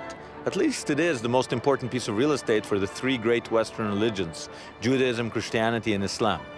And they argue about it, especially the Muslims and the Jews, because the Muslims have built the Dome of the Rock there, one of their holiest places. Now, the Jews say you built it on top of where the Temple of Solomon stood for 500 years and where the second temple stood for another 500 years. Underneath it is still the holiest place in Judaism, which is the Western Wall or the Wailing Wall. It's here that when Messiah comes, Jews believe that the temple will be rebuilt. Christians believe that too. And Muslims say it can't be here. That's where the Dome of the Rock belongs. There were no temples over here. This is a contentious place, a place that people are willing to fight and die for. Why is this one of the holiest places on earth? Why is this one of the most dangerous? And if you're an archaeologist, how do you work here? You tread lightly. This is the Middle East. Digging disturbs the land, and the battles here are about who owns the land.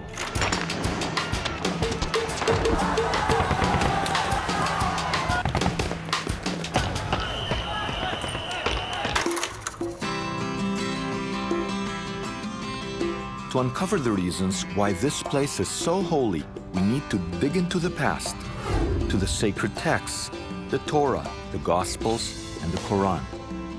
Gabi Barkay, archaeologist from Bar Ilan University. He's brought me to the southwestern edge of the Temple Mount to explain the significance of this place to Christians and Jews.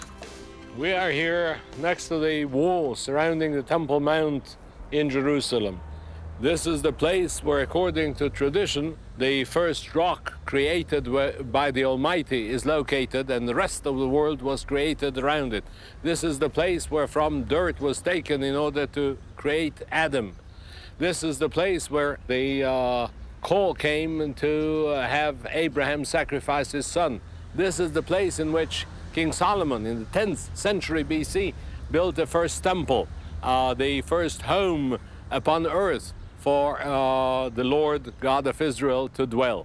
This is the place where Jesus came and was presented when he was an infant. This is the place where he turned up the tables of the money changers later in his career. Christians and Jews aren't the only players here. This is one of the world's oldest Islamic structures. Islam believes that from here the Prophet Muhammad ascended to heaven to receive instruction on how to pray. Speaking of prayer, most of us recognize this and this. But when we say the Temple Mount, or what the Muslims call the noble sanctuary.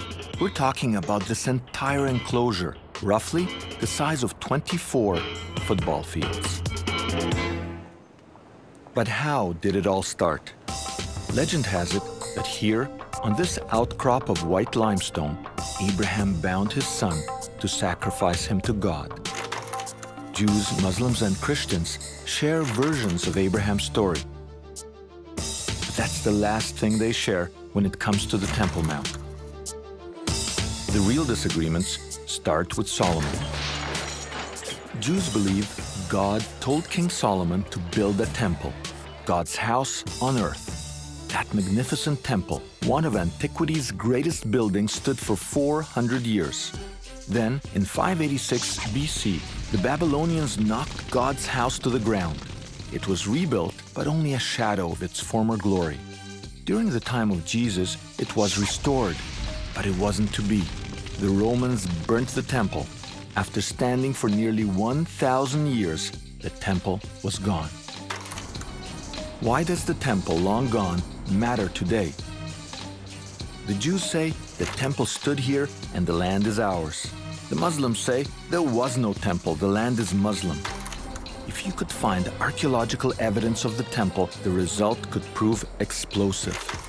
I'm on my way to look at the results of one of the first digs ever to take place on the Mount.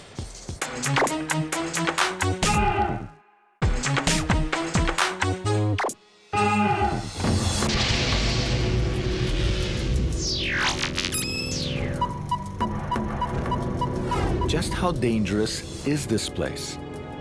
The Talmud, the Gospels, and the Quran all connect this place with the end of the world.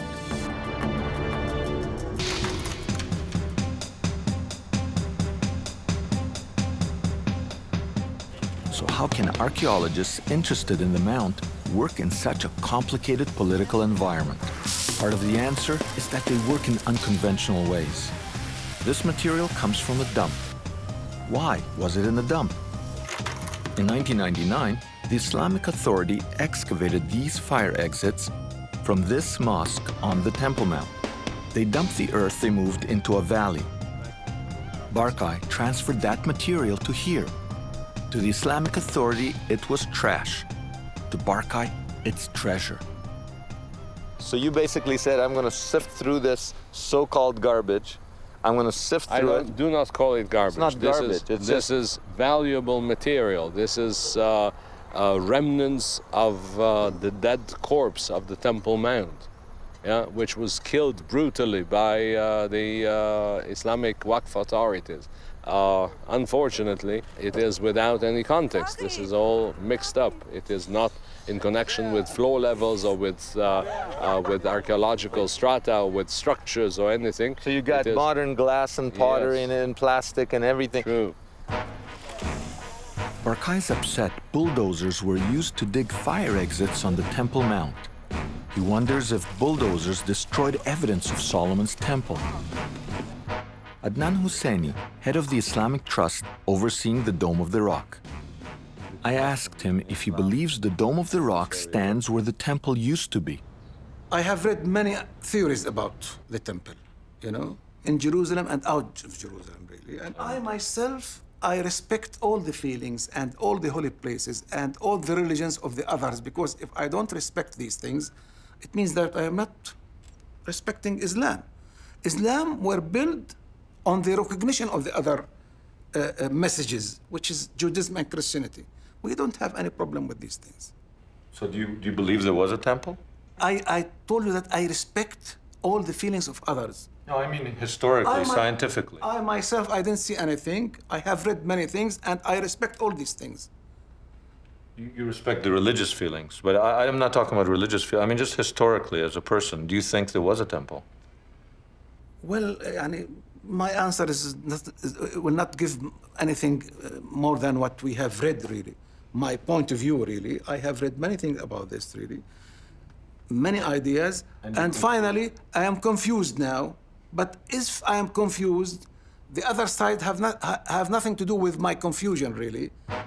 Husseini might hedge bets on whether or not there was a temple where the dome now stands, but the Palestinian position is pretty consistent. The Israelis found not a single stone proving that the Temple of Solomon was there, because historically the temple was not in Palestine at all. City coin. So far there is no stone to prove Solomon's temple existed here, but Barkay has found evidence of the Babylonian attack on Jerusalem and on the temple. What do you make of that? This is an arrowhead, tiny but very nasty. It is made of bronze. It has a small shaft for the wooden cane of the arrow that went into it. This has 3 very sharp wings, and when it penetrates one's body, if you want to take it out, it tears the flesh. This is a so-called Scytho-Iranian arrowhead, which was first introduced by the armies of Nebuchadnezzar, king of Babylon. So this is Babylonian time? This is Babylonian, 586. This is the tragedy of the destruction of the first temple of Jerusalem. In 586 BC, the Babylonian king Nebuchadnezzar knocked God's house to the ground. The Bible talks about Solomon's temple built by King Solomon, son of David. 400 years it stands. The Bible describes how the Babylonians destroyed it, burned it. And this is an actual arrowhead from that time. Yes, shot by the Babylonian army at some defenders of Jerusalem. Yes. At the Temple Mount. Yes, at the Temple Mount. That's pretty amazing. As much as Barkay is upset with Palestinian bulldozers, he's also frustrated with the Israeli government. They blocked Barkay's attempts to investigate the dump. But what about the Israelis? Did they give you a big slap on the back and say, way to go, you're willing to do this? Look, don't be diplomatic. Did they give you a slap on the back, or did they? Unfortunately, it is involved with politics. In Jerusalem, whatever you do is politics. Even if you sneeze in Jerusalem, that's political activity. Depends which side you sneeze on. Yes, exactly. In any case. Okay, so the Israelis dumped on you too? Actually, they don't like it. Many of the Israeli authorities would prefer the Temple Mount to evaporate or to not to exist. Because it creates too many political problems. It creates problems for them, and they would prefer nothing done about it. How long did it take you to get a permit? It took us long. We're talking a couple of days? No, not weeks? at all. Weeks? No. Months? No. Years? Yeah. How many years? It took a long time. It took Barkay 5 years to get the permit that led to discovering the arrowhead from the Babylonian attack. That attack was the end of Solomon's temple. It was rebuilt, but it wasn't until the time of Jesus that the temple was restored to its former glory. Restored by one of history's greatest villains.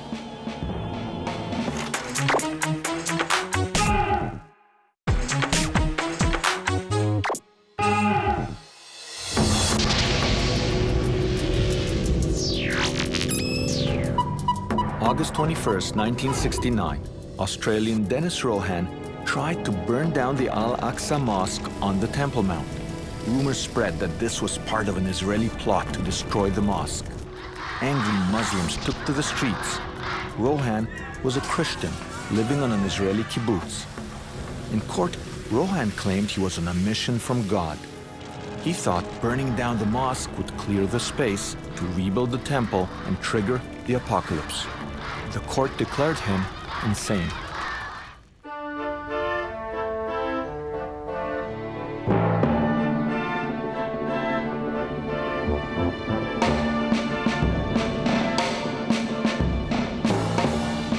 Today, the story of the Temple Mount is mostly a battle between Muslim and Jew. But Christians have a history here too, starting with Jesus. During his lifetime, the temple was restored by one of history's greatest villains, Herod the Great, infamous for trying to kill the infant Jesus.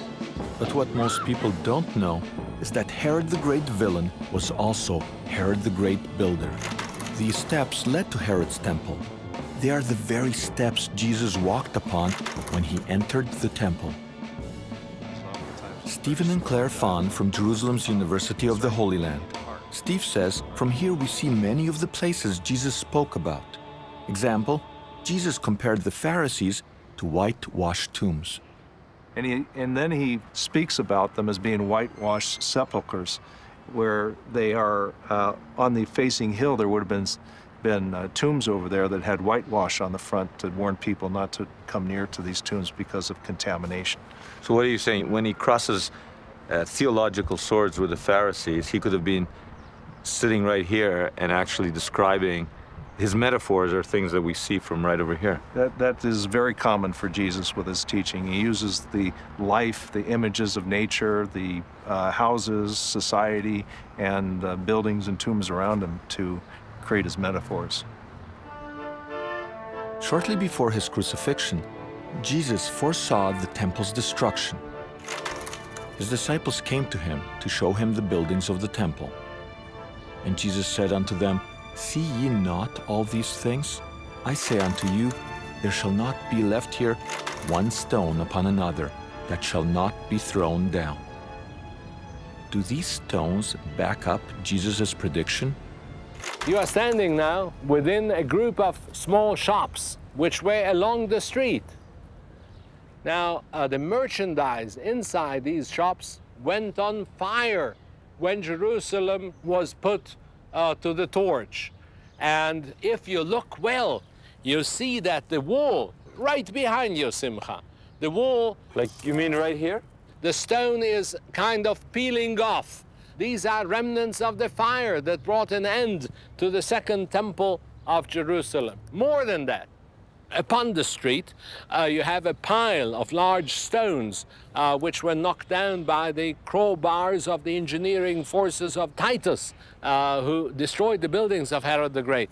If you look at these stones, I can see with my mental eyes, I can still hear the noise of the stones falling and cracking the slabs of the street. I think that this pile of stones is much more impressive than the standing walls. This is much more vivid history for me than beautiful, magnificent structures which are still standing in the city of Rome.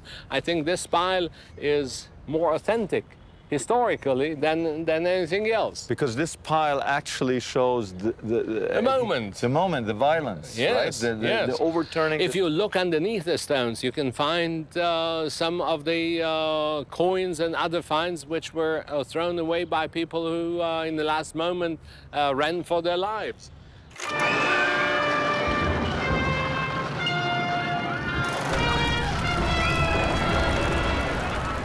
The temple was the site of many of the key events in the life of Jesus. But Dan Bahat says many people overlook this. Bahat is chief Israeli archaeologist for the Temple Mount. Since he can't work on Islamic sites, he's limited to digging around the edges. So he took me into a tunnel next to the mount. You see, when a Christian tourist can be the greatest worshipper of Christianity, keeps forgetting that the site is so important for the Christians, and he admires the Muslim architecture instead, like the Dome of the Rock, which was built actually against Christianity, decisively against Christianity.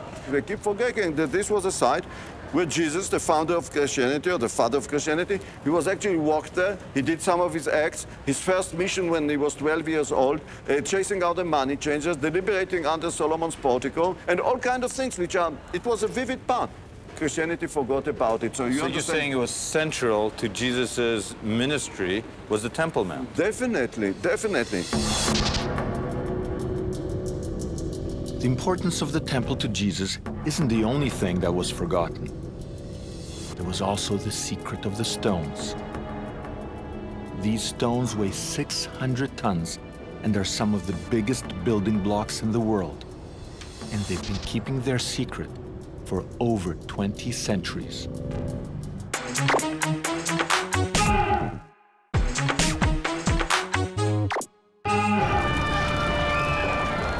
The Jewish presence on the Mount had come to an end. The Romans controlled Jerusalem. The next big day for the Mount came in 638 AD. the armies of Islam marched from victory to victory across the Middle East. They took Jerusalem, they took the Temple Mount, or as they called it, Al-Haram Al-Sharif.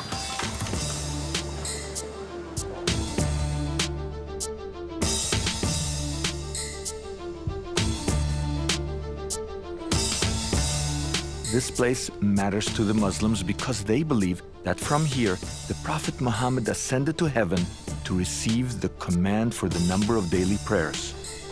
The Dome of the Rock was built to honor that event.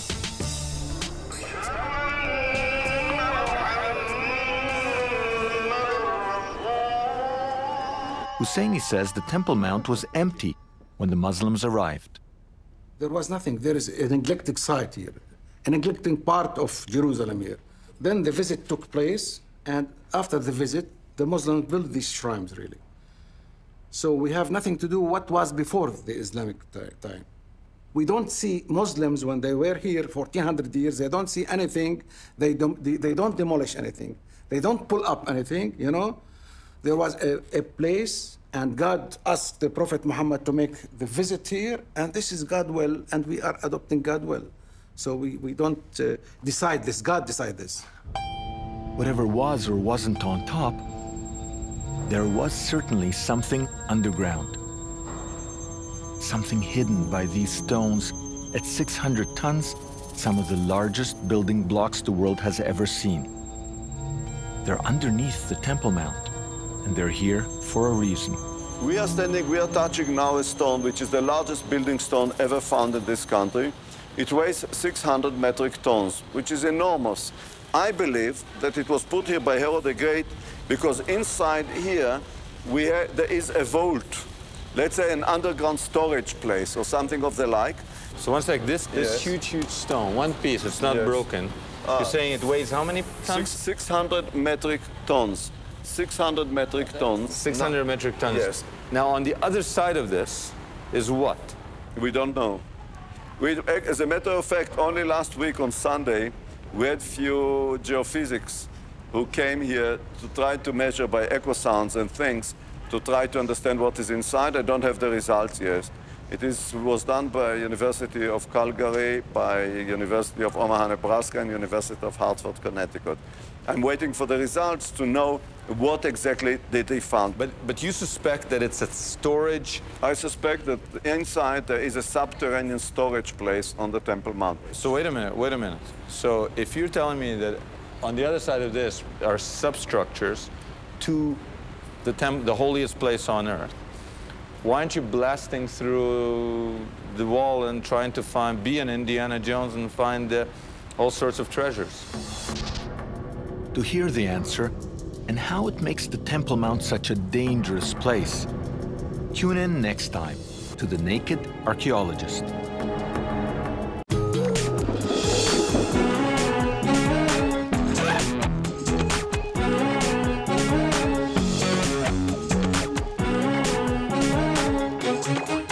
I'm going on an adventure. So there's only one way to figure it all out. Unzip the archaeology. Make it naked.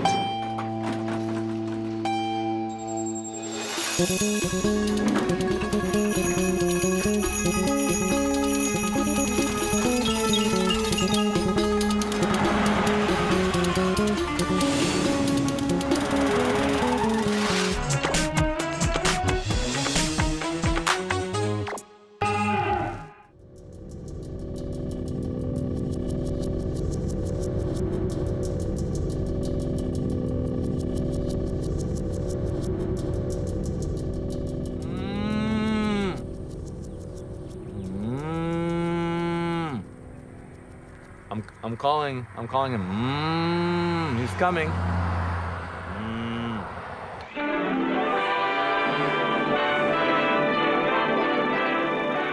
A few years ago, a cow was born in Israel. Her name was Melody. She was special. She was pure red from nose to tail. And that got a lot of people excited. Rabbis from Jerusalem, Pentecostal pastors from Oklahoma, CNN reporters, everyone took an interest in Melody. Why? because they all wondered, was melody a sign of the apocalypse? That's because melody was connected to here.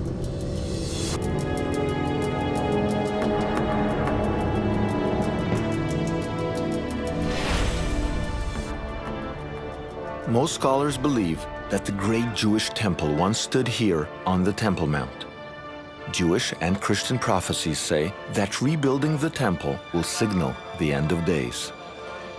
But there are a few problems with building the temple. You can't build it unless those who walk its grounds are purified. And the Torah, the 5 books of Moses, says that can only be done with the ashes of a pure red heifer ritually sacrificed.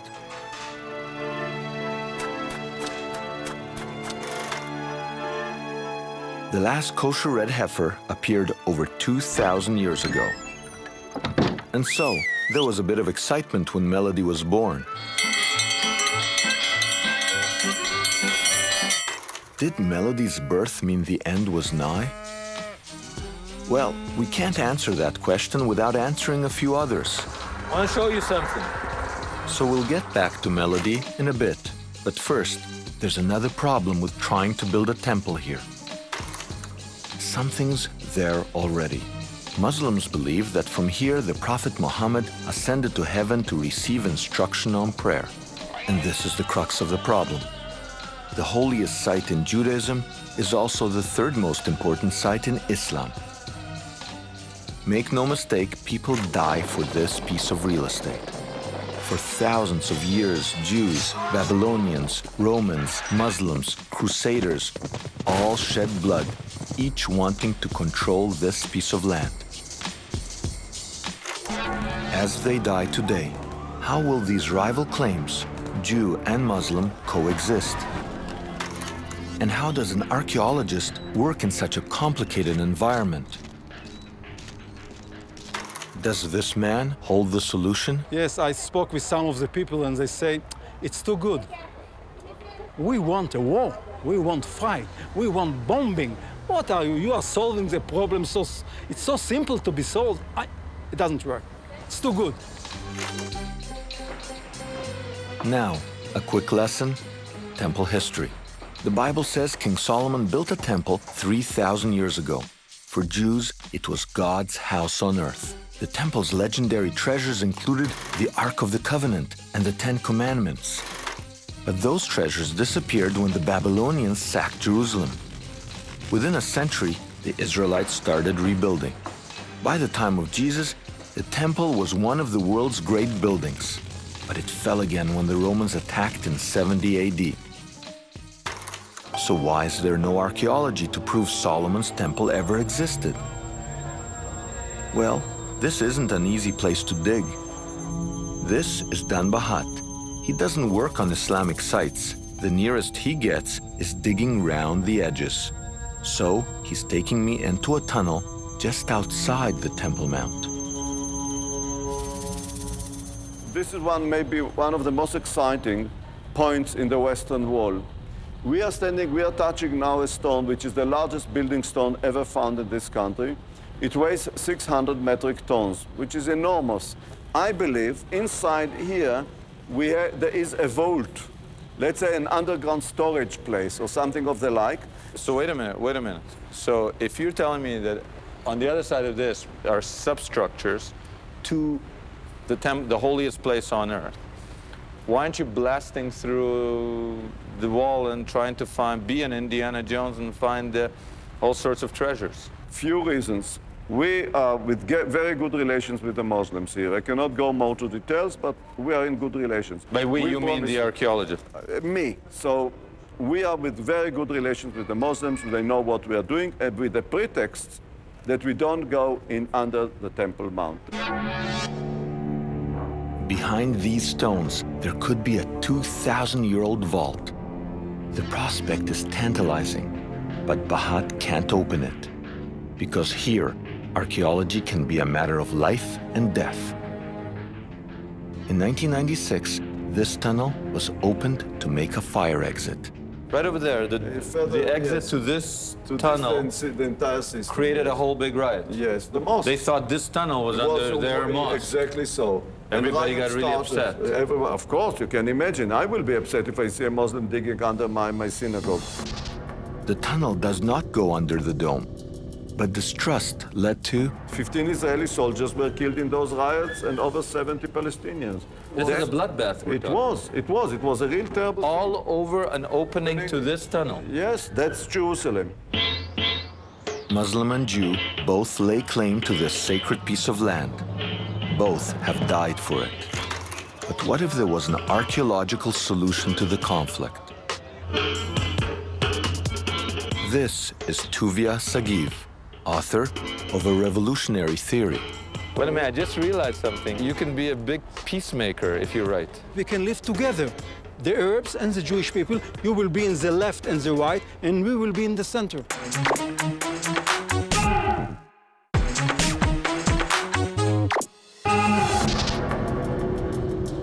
You cannot achieve Middle East peace without deciding the fate of the Temple Mount.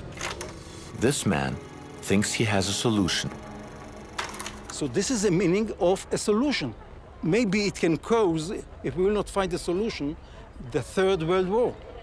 Okay, so let's just review a second. We're looking right now, which is the Dome of the Rock, this gold dome, right? Exactly. The conventional wisdom is that was built over the Holy of Holies in the ancient Jewish temple. This is the traditional way of thinking. Right. Sagiv challenges tradition. He's an architect, but he has a hobby, the Temple Mount.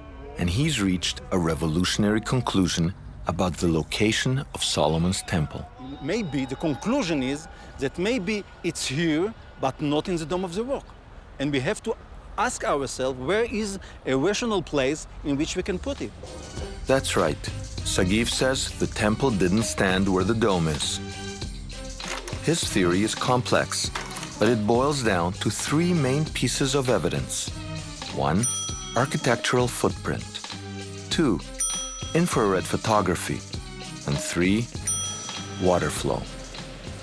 We find that one of the problems in the temple was supply of water for the holy bath of the high priest, and also to clean the court from the blood. From all the sacrifices. Exactly, and a lot of animals were sacrificed, and there was a lot of blood in the court, and they have to clean it. This takes us back to melody. The temple's most important function was sacrifice, and there was lots of it. So much so that the priests needed an aqueduct pumping water into the temple to wash away the blood. Archaeologists think they found the aqueduct.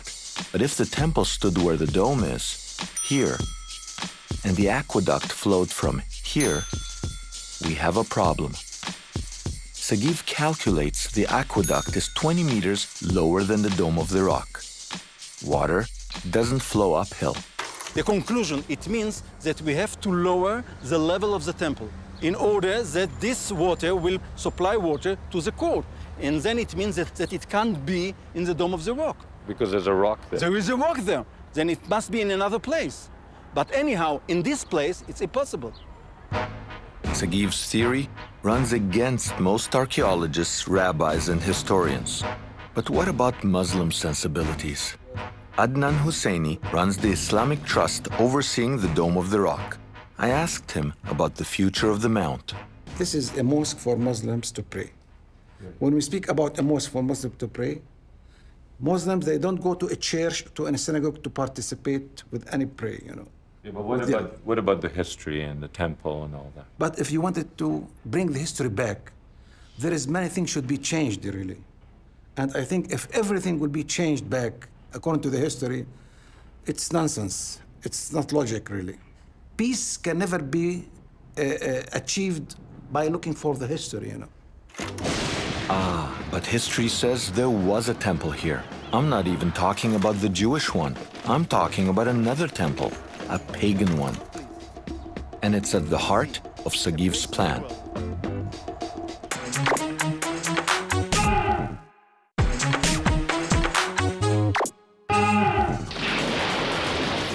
There is a tradition of building holy sites on top of each other. Conquistadors planted churches over Mayan temples. Hindus and Muslims battle over who was the chicken and who the egg. Even the Vatican sits atop the pagan temple of Cybele and Attic. So it would make sense for the Dome of the Rock to be built over the Jewish temple. This tradition leads us to Sagiv's next piece of evidence, architectural footprint. Holy places have traditions, and I agree with you, and we know this archaeologically. Exactly. People don't just come and build a holy place. Exactly. Even if whatever religion they are, if they're building a church or a mosque or there's a synagogue, there's a tradition.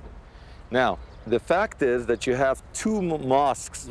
How is it possible that they ignored the holy place of the temple and they built two mosques exactly where the temple wasn't? How is that possible? I will try to show you. You have an answer for this? Yes. The Jewish temple fell. The Romans built their own pagan temple on the site. That temple is long gone, but the same architect built another temple in Lebanon. This is an aerial photograph? This is the area of Jupiter temple. Oh, this looks like The same builder, the same era, and even dedicated to the same god, Jupiter. So we can speculate. The Lebanon temple may be a model for the missing Roman temple on the mount. And guess what happens when we compare the layout of the Jupiter temple and the Temple Mount? I put together Al-Aqsa Mosque and the Dome of the Rock, Jupiter Temple in Baalbek, and look, it's the same thing. So maybe what we see here is the ruins of Jupiter Temple, which the Arabs decided to cover it with Muslim dress and make it to a mosque. So just before I get as excited as you are, I just want to understand, you're saying when the Muslims built their holy places, they did build it on the ruins of holy places, but it was not the Jewish temple. It was the pagan project. It was the pagan Roman project. Exactly. So where did the Jewish temple go? The Holy of Holies. Well, we get the answer straight from the horse's mouth. Historians say the Roman temple had a horse's statue in between the two main temple buildings. And where the statue used to stand in the courtyard, exactly, that's where the trees are, that's where the Jewish holy place was. Exactly, and it was the sign. If you want to know where is the place of the Holy, ask where is the place of the horse. And to put the horse on the Holy of the Holy means I conquered the Jewish temple. There's a debate in Israel. Is the temple simply a metaphor? Will God build a physical temple, or will it be built by man? I went to meet one man who sees it as his personal responsibility to clear the ground for the third Jewish temple. Coming back to the Temple Mount is an historical justice. The Arab occupation of the Temple Mount of Jerusalem is finished. This is Gershon Solomon 15 years ago, marching on the Temple Mount. 15 years, you haven't changed. This is Gershon Solomon now. He leads the Temple Mount faithful, a group dedicated to rebuilding the temple the Romans knocked over 2,000 years ago. I asked him how he could build the temple where the dome now stands. Take the Dome of the Rock and the Al-Aqsa Mosque, and we shall do, the government will do it as a great favor for the Muslims, put them in a big envelope and mail them back to Mecca. Mail them? Mail them. You don't mean literally? Yeah. See, in Egypt, you know, the ancient temples were moved when they built the Aswan Dam. Tens, sometimes hundreds of kilometers from the original place. Why not here? So you want to move those Muslim holy places, rebuild the temple, trigger the end of days, and we all live happily. All live happily ever after. Not only I want, God wants. Solomon's marches usually number a couple dozen followers, but fervor outweighs numbers. In 1990, rumors spread among Palestinians that Gershon Solomon was marching to the Dome of the Rock. Riots erupted and 17 people died. The threat of violence, politics, and religion prevent us from digging in this holy ground. So, Sagiv took to the air for the next piece of evidence, infrared. you had Israeli police. Yes. Take in a helicopter, infrared shots. Exactly. And now I want to show you the pictures. And you yourself will decide, do we see something here or it's nonsense?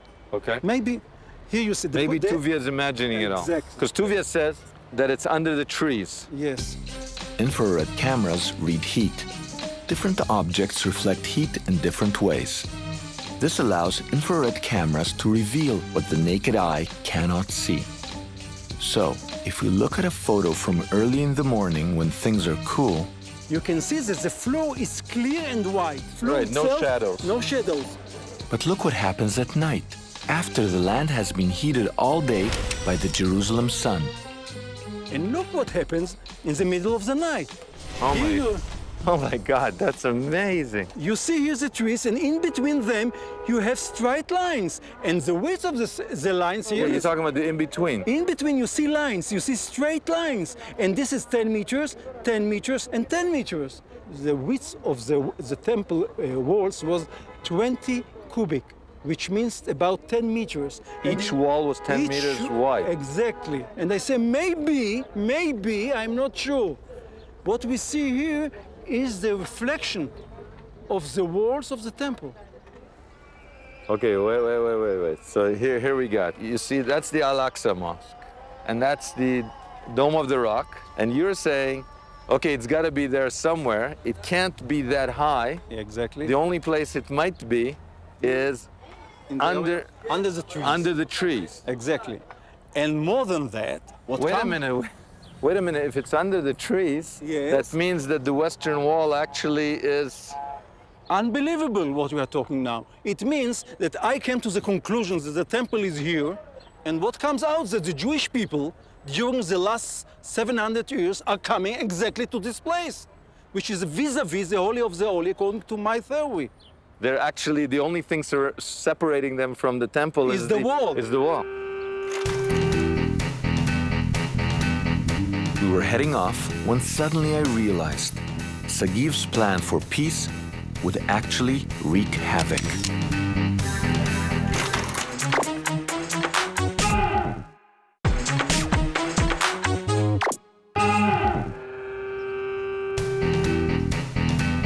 I was saying goodbye to Sagiv when I realized something shocking. I just realized something.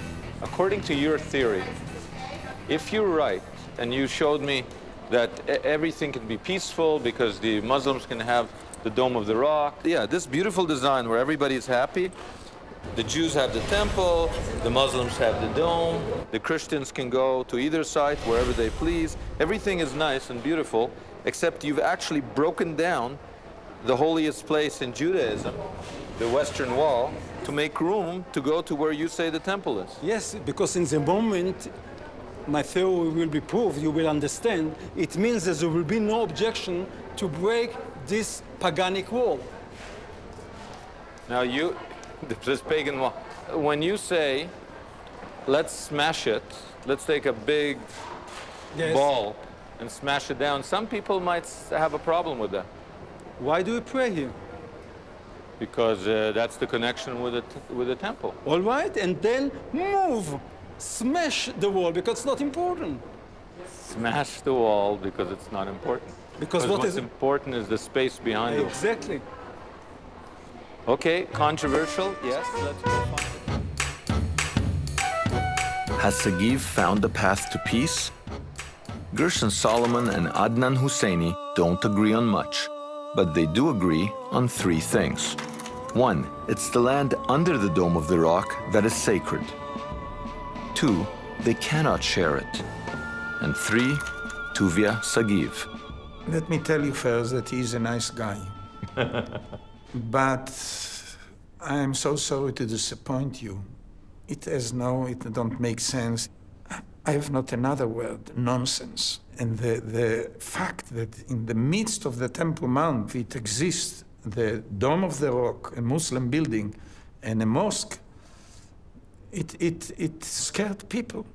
How can we remove it? We shall make, as you said, a nuclear war. What else? But, no, but I don't think he was motivated. You're saying he was motivated by fear. Why don't I find a space where there's no Muslim? Yeah, on the Temple Mount can exist only one thing, I think, one building, the house of God, the temple. This is the word of God. And how does Tuvia's plan, the Muslims up top and the Jews below, look to the Muslims? Can never work. This is, yeah, these ideas, it's not ideas which respect the place. Oh, I mean underneath. Yeah. If you play underneath a place, you know, you're not respecting the place. This place is built on rock. If you will play underneath, it means you will demolish it. Let's deal with things, you know. It's a very important place. It's a very beautiful place, you know. Enjoy it as a beautiful place, you know. And let us enjoy our religion in this place. Let's not mix things. Mixing things in such sensitive places is dangerous. Finally, a consensus. Everyone agrees no to Tuvia Sagif's plan.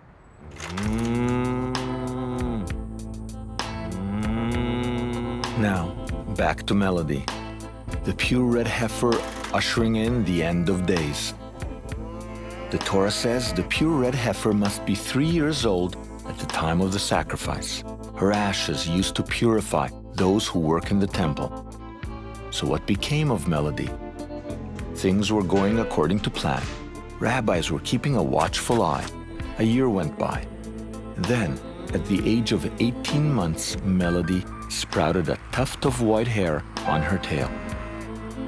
The end of days was put on hold. Guys, I'm a vegetarian. I'm a friend.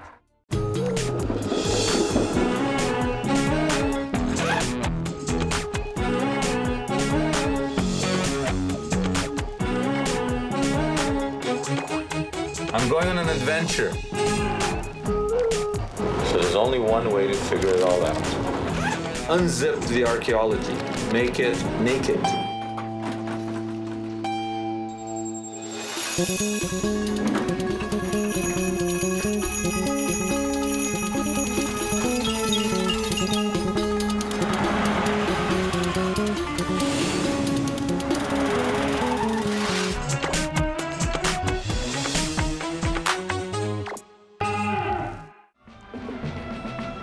Ron, you got the maps? Yes, I have the maps. The mission is to find Mount Sinai.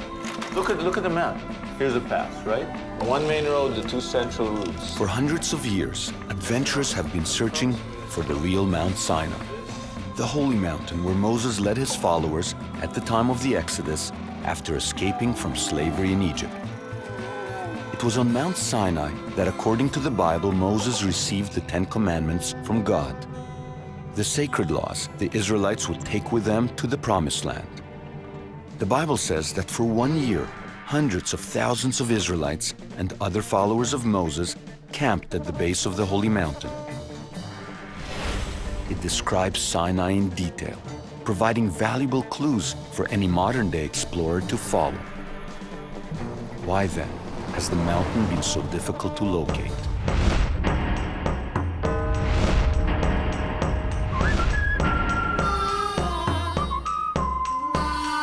Well, quite simply, people haven't put all the available clues together. That's the other candidate for Mount Sinai, right? From the Until now. Yeah. Okay, let's go.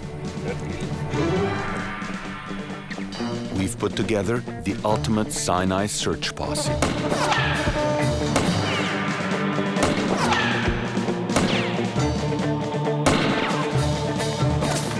Taking a systematic and logical approach to the biblical text, we can finally begin the ultimate quest for the real Mount Sinai.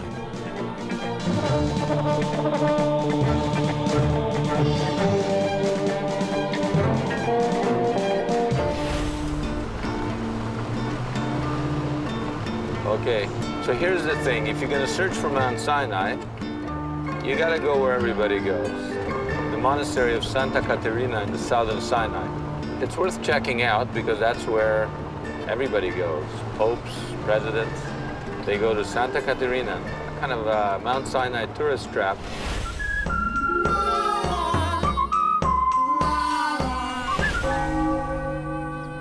Santa Caterina is a 3rd century Christian monastery built under the shadow of what many people believe to be Mount Sinai.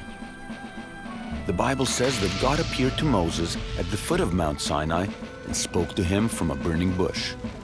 You look inside the Caterina Monastery and you find one big bush.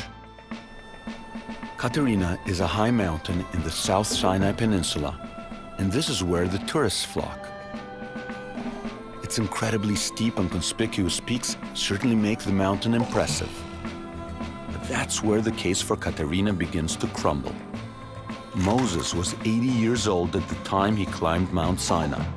Caterina would have posed an extremely difficult feat for the old guy. And in fact, when we consider Caterina's characteristics, we find it doesn't fit a single biblical criteria.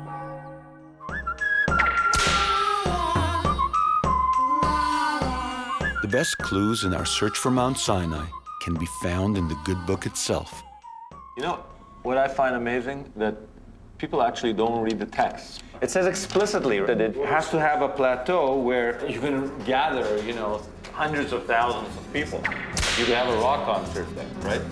What else? Well, there should be a water source. Water source. I'm glad you mentioned that. What else? It has to be accessible. How do you spell accessible? ACC. Yeah.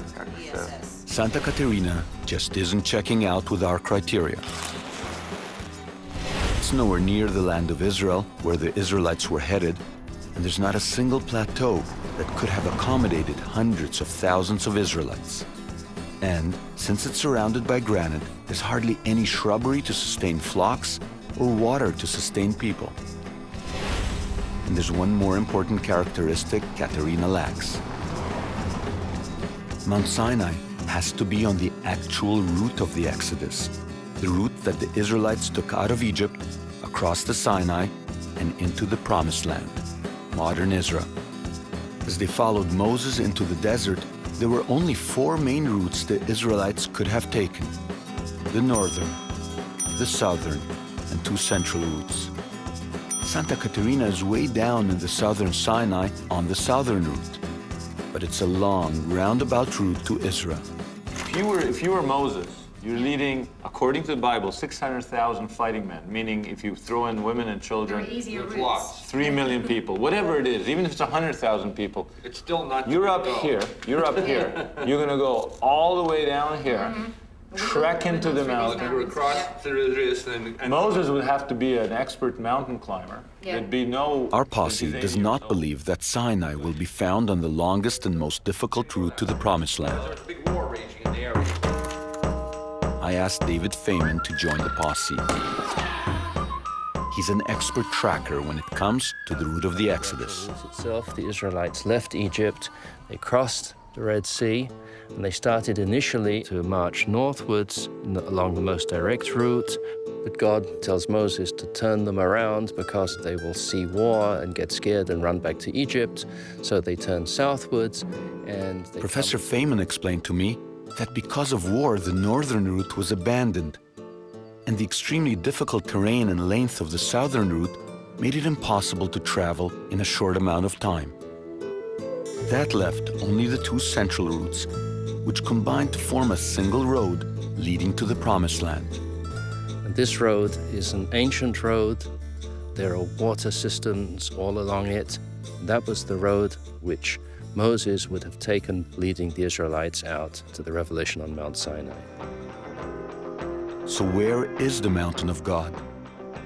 Well, Professor Feynman believes he knows, and he says the coordinates have been available to us for well over 2,000 years.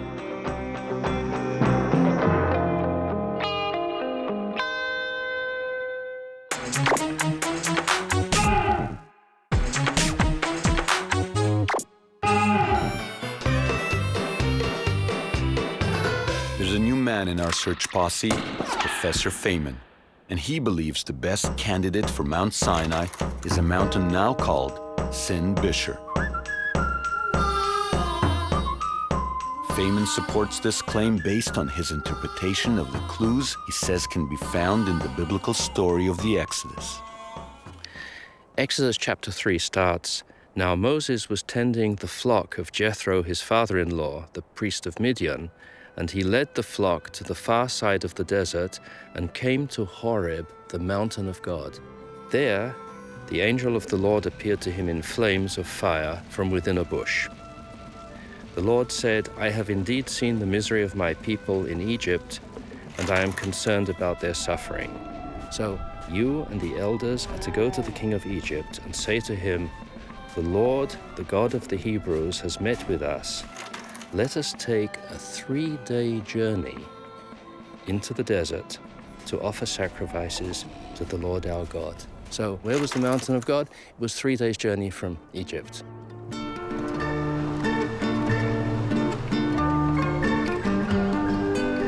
So in the Bible, Moses says to Pharaoh when they're negotiating, you know, Moses says, let my people go. He says, let my people go a 3 days journey into the desert. We'll worship our God on the mountain there, and then we'll come back. So people have chosen Mount Sinbishar, because it just happens to be on the highway pretty close to modern-day Cairo. So Sinbishar is 3 days' journey from Egypt, and it's on the ancient route of the Exodus. But many scholars say that Moses was not referring to Mount Sinai when dealing with Pharaoh, and he simply used the 3 days' journey as a negotiating tactic, meaning that after Moses led his people out of Egypt, he would have never set up permanent camp so close to his enslavers. The Israelites would have then been sitting ducks for the Egyptians.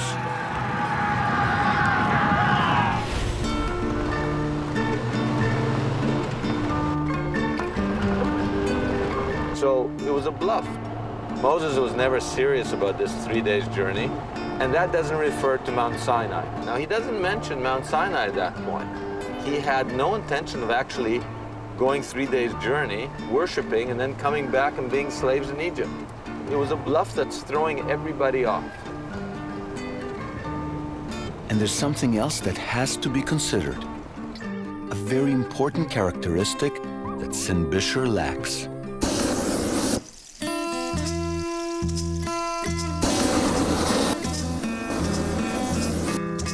The Bible says that Mount Sinai was a holy mountain, and even before God gave Moses the 10 Commandments, it was considered a place of worship.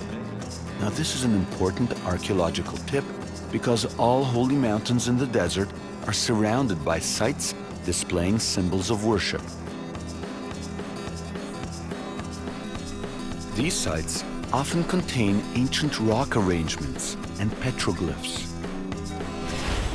And since we know from the Bible that Mount Sinai was a holy mountain, that means we can narrow the search down. We can look at those mountains that have places where people worship, that we can see, that have been excavated, and that we can tell that people worshipped here for thousands of years. Sinbishar has no archaeological evidence that it was ever a place of worship. So I've crossed off Sinbishar from the list.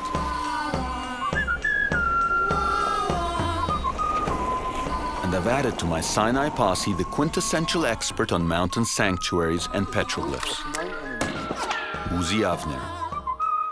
Uzi has studied in detail over 150 sites across the Sinai. Now, what's amazing to me is you're telling me this stuff, these stones have stood here for 8,000 years? Closest to 8,000 years. Uzi taught me how to recognize different types of sites, and he gave me some clues on where we might search for Mount Sinai. First of all, the archaeological indications are a few different types of religious sites. There are many sites with standing stones or pillars, what you read usually in translations of the Bible. The biblical word, which is also commonly used in English literature, is matzevot. So you find many matzevot sites around these mountains. It means something about the attitude of the ancients to these mountains. Uzi has studied over 20 candidates for Mount Sinai. But one of the more interesting mountains that he described to us is called Mount Karkom.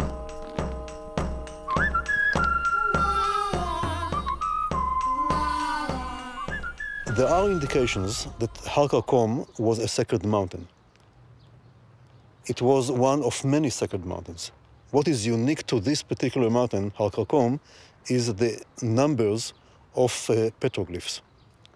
And petroglyphs naturally contains, let's say, religious messages and symbolism.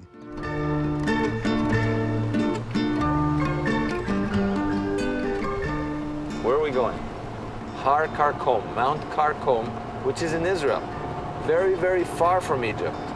But it's a very interesting mountain. Are we on a wild goose chase or a sacred path? Mount Karkom just may be our Mount Sinai.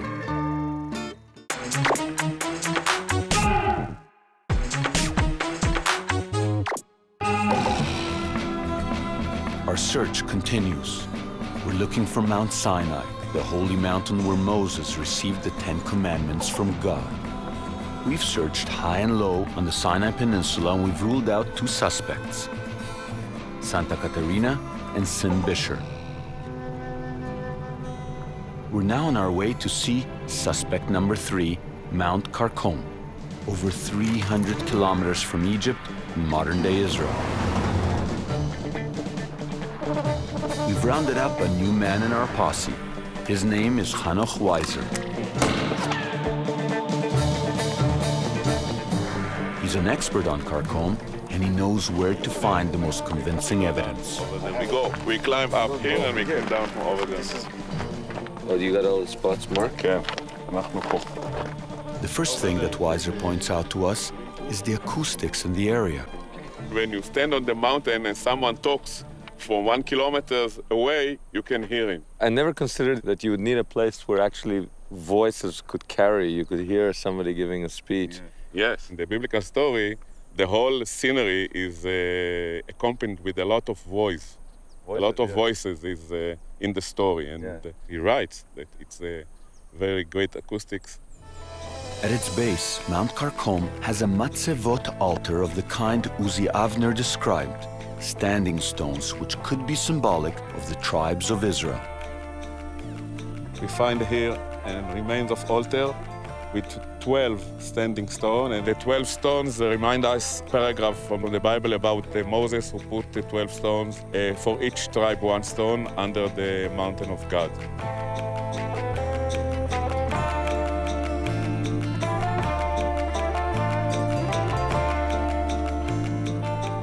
The mountain is surrounded by a very big open space, which can accommodate a lot of people. Karkom checks out as an ideal site for the Israelite camp. And after hours of climbing, we come to a valley of petroglyphs, or rock drawings.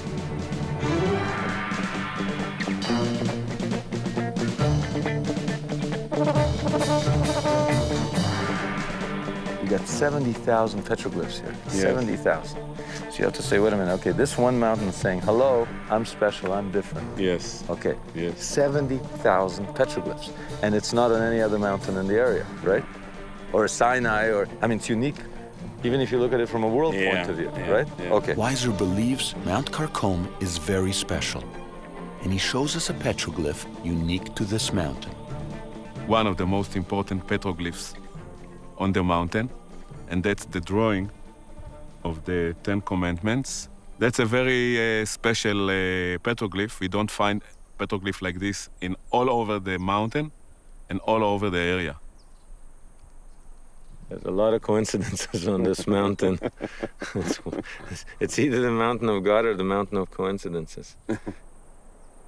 But Karkom's coincidences seem to defy the laws of chance. There's even archaeological proof that this mountain was a sacred place of worship before the time of Moses. In technical terms, we're in a Paleolithic sanctuary, a place of worship. In lay terms, what it means is that this place is 30,000 years old. These sculptures would have established this mountain as a holy mountain, a place to worship, way before the Exodus. But that's exactly what the Bible says. It says that Moses, before the Exodus, went to the mountain of God, a place which was already known as the mountain of God. So it had to be a mountain with a tradition of holiness.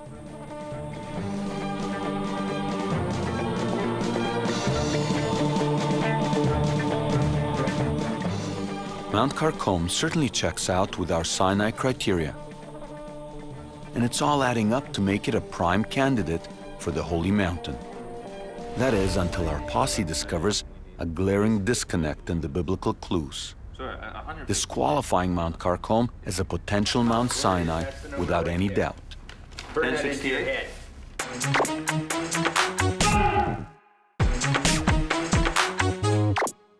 This road they meet, and that's where the mountain is. Yeah.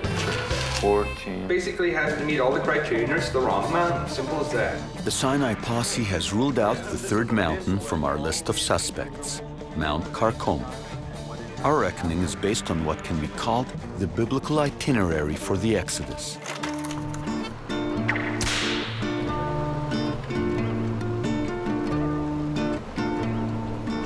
The Bible says that the Israelites got the Ten Commandments 50 days after the Exodus. So you can kind of narrow it down a little bit, especially since there's a tradition that it took them a week to cross the divided sea, and they parked themselves for 2 weeks in a place called Elim, where there was water. Elim can be identified with a place known today as the Springs of Moses. In fact, the Bible reads like a travelogue, documenting Moses's and the Israelites' trip in great detail. They left Egypt on the 15th of the Hebrew month Nisan. They crossed the sea on the 21st. They stayed in Etam for 3 days. They traveled to Elim and camped, arriving at the wilderness of Sin on the 15th of the month called Iyar. But most important for our search is the fact that it took the Israelites 2 weeks to travel from Elim to Mount Sinai. 2 weeks to get to Mount Sinai. That gives you a bit of a geographical coordinate. If we figure a mass of people can only walk, say, what, 15 kilometers a day, then you could put your compass point down on Elim, figure out 15 kilometers a day, 14 days, then you can draw an arc and figure out more or less where it is. If the Israelites had only 2 weeks to travel from Elim to Mount Sinai, there is no way that Mount Karkom could be the holy mountain. It's simply too far away. So, we've crossed Mount Karkom off the list. But now that we have a compass point in the desert, we can gather more clues and try to triangulate. You actually have compass points in the Bible telling you. People don't read the Bible, but they go looking for Mount Sinai. For example, it says it's an 11 days journey from a place called Kadesh Barnea. And the Bible goes out of its way to say 11 days. That's a precise compass point. You could put your compass on Kadesh Barnea, multiply 15 by 11, 11 days at 15 kilometers a day, and actually figure out it couldn't be any further than this spot. The Sinai itinerary helps us build the perfect map. The Bible has provided our posse with 2 coordinates. Look at the beauty of it. It's not up here and it's not down here. It's right in the text. You got two coordinates. And the most logical route. Yeah, the 2 coordinates happen to be on the most logical route. But to triangulate, right? If you want to triangulate, right, you need 3 coordinates. We need a 3rd spot. This is a weird compass point. A little clue that the Bible gives you that nobody is actually focused on. It's my own contribution to the search for Mount Sinai, and that is Mount Sinai has to be within goat grazing distance from Midianite territory. And what does a goat have to do with anything? Well, before Moses led the Israelites out of Egypt, the Bible says he lived among these people called the Midianites, and he tended flocks, leading goats in the desert. Now, there's a little goat over here. Some Midianites. That's the clue, where Mount Sinai is. See the goat? See the goat? That's the clue to where Mount Sinai is, because Moses was leading the goat. Yes, it's the goat that is key to the Mount Sinai mystery. It's these goats that will provide our posse with the third coordinate needed to find the Holy Mountain. But it's these goats that are going to take our posse some time to round up. So to find Mount Sinai, you're going to have to wait until next time on The Naked Archaeologist.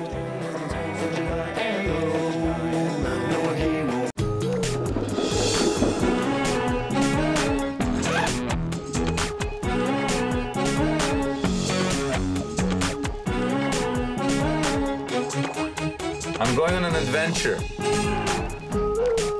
So there's only one way to figure it all out. Unzip the archaeology. Make it naked.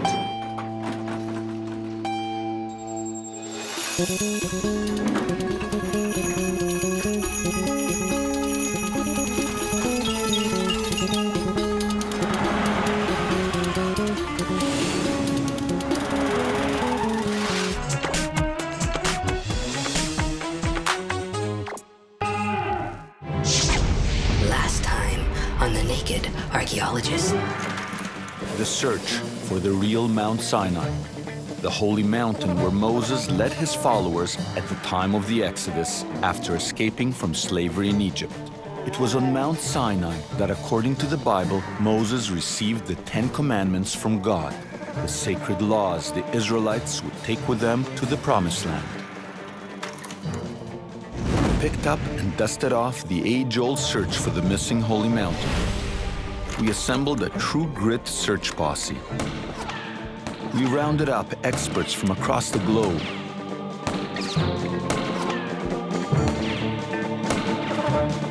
And we narrowed our search to a few possible suspects, eliminating would-be candidates by nailing down the Sinai criteria. 1. The mountain must have at its base a huge plateau that accommodated hundreds of thousands of biblical Israelites. 2. It must have a water source. 3. It must be accessible and easy to climb. 4. It must have symbols of worship, archaeological evidence proving that the mountain was holy even before the time of Moses. And 5. It must be located somewhere along the ancient route of the Exodus, the chosen path across the central Sinai. You know what I find amazing? That people actually don't read the text. And most importantly, our posse followed only the clues given in the Bible and smoked out the secret coordinates from the Sinai itinerary. 1. It must be a 14 days journey from a place called Elim.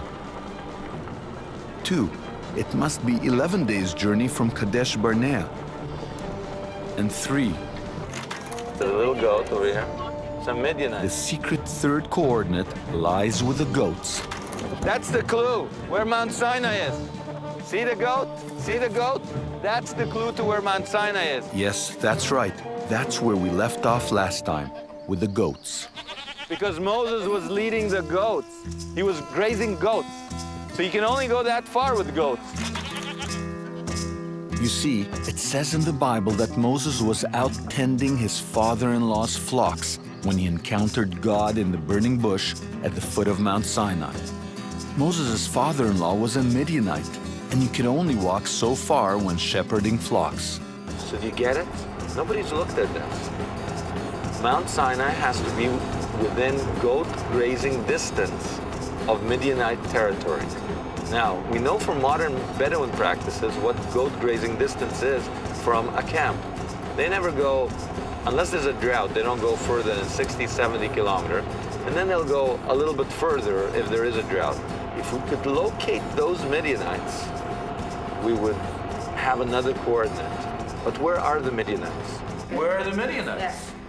Right? You find the Midianites, you'll find. But is it a very mountainous region? There are hundreds of mountains in the Midianite. I mean, where is it? That's a good question. All the Midianites are here in Saudi Arabia. Yeah. Oh, right. So they're not in Sinai. They're here. So that. And here is where the Sinai posse stumbles into some serious quicksand. To look in Saudi Arabia for the mountain would negate much of our Sinai itinerary. It's too far from Egypt, Elim, and Kadesh Barnea. The distances the Israelites traveled are specifically mentioned in the Bible and cannot be ignored. We need to find the Midianite settlement in the Sinai. So I deputized a new man into our posse, Benno Rothenberg, an expert on all things Midianite. The whole story started when I discovered the Egyptian mining temple in Timnah in 69-70. There was a painted pottery, the type of which we had never seen anywhere around.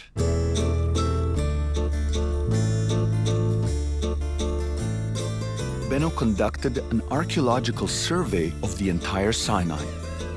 And surprisingly, he discovered Midianite pottery and art in a place called Timnah, very close to the central Sinai route of the Exodus. Near water north of Timnah, there were Midianite structures with Midianite pottery. So there was a group of Midianites living there. Incredibly, there are rock drawings in Timnah depicting flocks of animals, shepherded by men with staffs. We had lots of bones of sheep and goats in the Timnah working camps and near the water. They had to eat, they had to live, and their families must have been there, I'm quite sure. So yes, flocks were there. They ate it, we found the bones. So, Timnah is the only Midianite enclave in the Sinai. It is the only settlement where Moses could have lived with his Midianite wife. Since Moses was tending his father-in-law's goats when he encountered God on Mount Sinai, the holy mountain has to be within goat grazing distance of Timnah, around 45 to 60 kilometers. Out on the biblical plain where the cactus. I lead our posse a mere 30 kilometers to the west of Timnah. Where the cactus and the buffalo roam. Give me a home on the biblical plain where the horse and the goat and the sheep roam. And here, well within goat grazing distance, we find a most interesting mountain.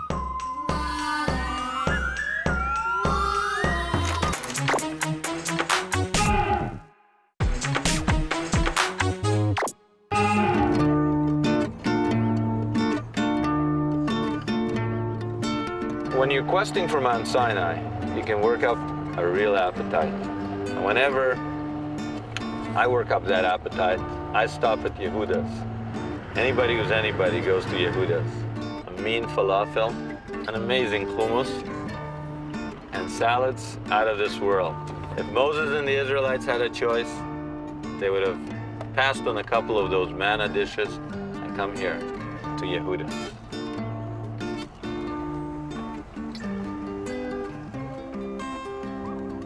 Yehuda's is out of business. Not a lot of people have been searching for Mount Sinai lately, so he didn't have a lot of customers.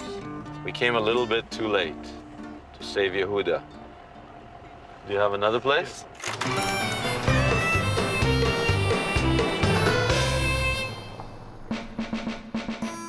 The Sinai posse has ridden 30 kilometers west of the Midianite settlement of Timnah to find Mount Shani. It is well within flock grazing distance for Moses and his goats. It is accessible, easily climbed, and on the ancient route. There is a large plateau and evidence of ancient streams. And most compelling is Mount Shani's symbols of worship. But to interpret these, we've got to deputize a new man, Moti Shem Tov. There is an open shrine on the top of the mountain and some 3, 4, 5 in the other side.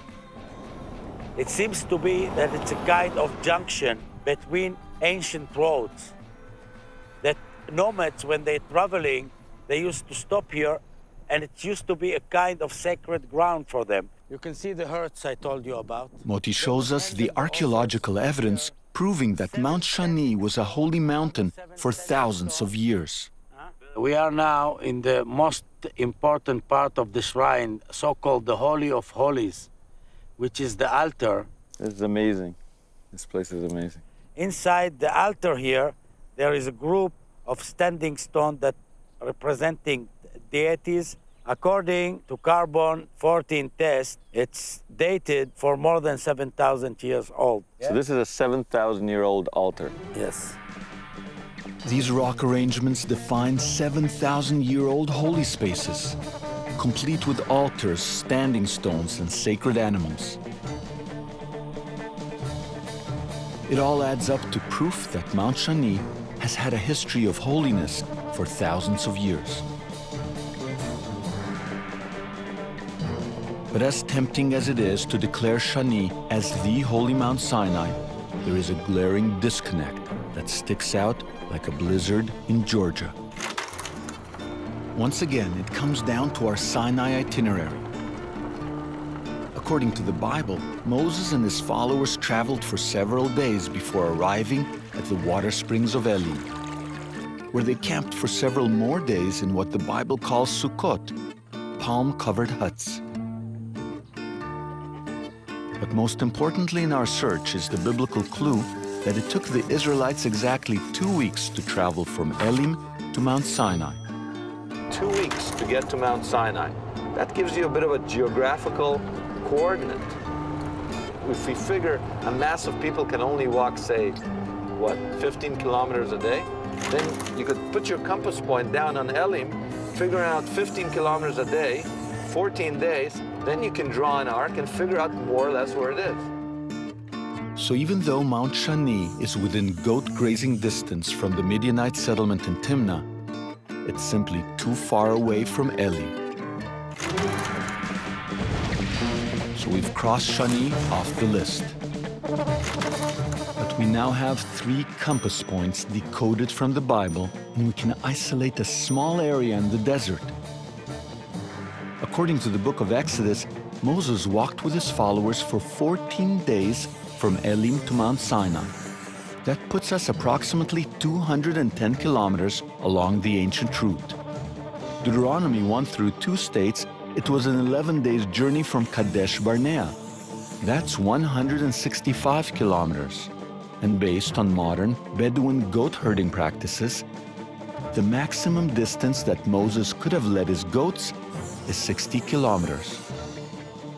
This is the area where Mount Sinai must be hiding. And in this area, there is only one mountain surrounded by outdoor sanctuaries, the symbols of worship that define a holy mountain.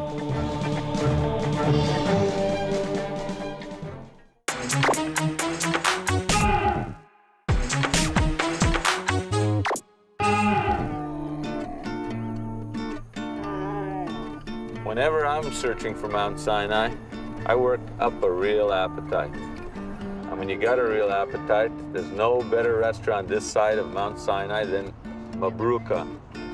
Where's Mabruka? I'm hungry. I have a really good sense of direction. Oh, sorry. How can a guy with no sense of direction dream about finding Mount Sinai? I can't find a restaurant.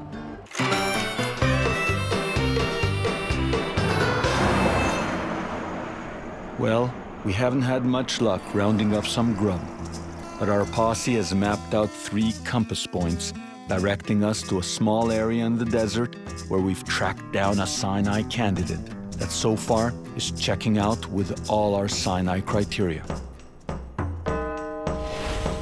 Today, the mountain is called Hashem El-Tarif.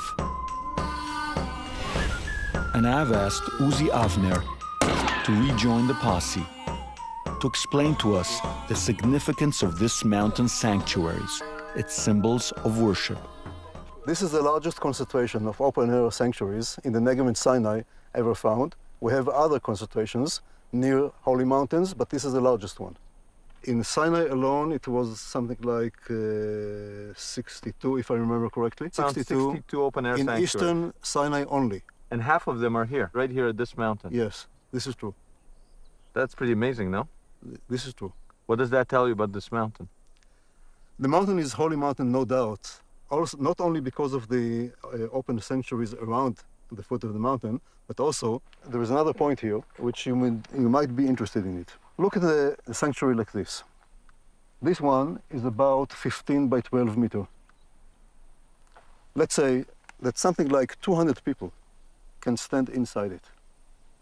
The other one, the neighboring one, is larger. Altogether, here and here, let's say 500 people can stand here. You have 30 such cult sites 33 here. such open sanctuaries. How many people can stand here? Thousands of them. It means there were a lot more people than archaeologists really believe there were. Okay. Right? I'm in favor of the theory that the desert was never empty of people. It was always inhabited, but not in mass numbers. But the fact is that these cult sites suggest they were built not for 5 guys, they were built for thousands of people. Yes. This is quite amazing. I believe, according to the number of people that these open-air sanctuaries could contain, that many people arrived here as pilgrims. And actually, these sites give us the first possible indication for pilgrimage to the desert. Sounds like the Bible, doesn't it? Sounds resembling the Bible, certainly. The sanctuaries provide strong evidence that people numbering in the thousands could have camped and worshipped here at the base of this mountain.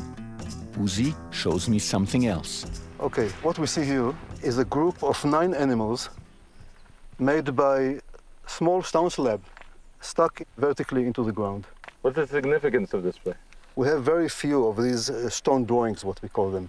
The animal drawings are one of the things that make the site and the mountain special. In this case, the animals are enigmatic or mythical. They are clearly identified as leopards. And they're using special stones for the eye. For the eye. Right. They were obviously made for cult purpose. I don't know exactly what, because we never managed to interview anyone who made them some 8,000 years ago. But in any case, this is an art piece dated 8,000 years before present. It's incredible. It is very incredible. And it is very rare in the desert. Many religious ideas that we hold today actually began here. Right here? At least. Literally here? Yes. So basically, you can say that there's a direct line between modern, say, Western religion and these rocks that we're standing among right here in the desert. Believe, yes. These simple rocks represent a very complex and very rich religion of the prehistoric people of the desert some 8,000 years ago. The incredible number of sanctuaries that surround Hashem el-Tarif and their very old age proves that this was a holy mountain even before the time of Moses. This is the largest cluster of open-air sanctuaries next to a mountain and next to, also very important, to a road junction, which is just east of us. The 2 central roads pass right by here. Yes. From Egypt, if you were Moses, you'd be crazy to go through southern Sinai. You'd come right by here. This is the shortest road. This is the best road. Of course. And you'd be... Double Hajj. You'd come right to this mountain. Yes. So you've got a road junction. Yes. You've got animals. Yes. You've got drawings of animals. Yes. You've got the largest concentration of open-air sanctuaries in the desert next to a mountain. All this together makes the mountain important. Doesn't this all point to this mountain as being Mount Sinai? I need evidence. I think we should climb the mountain. Okay, let's climb to the mountain. After months of searching, have we finally found our holy mountain? There's one more piece of evidence we need to prove that this is Mount Sinai. But for that, we'll have to climb Mount Hashem el-Tarif.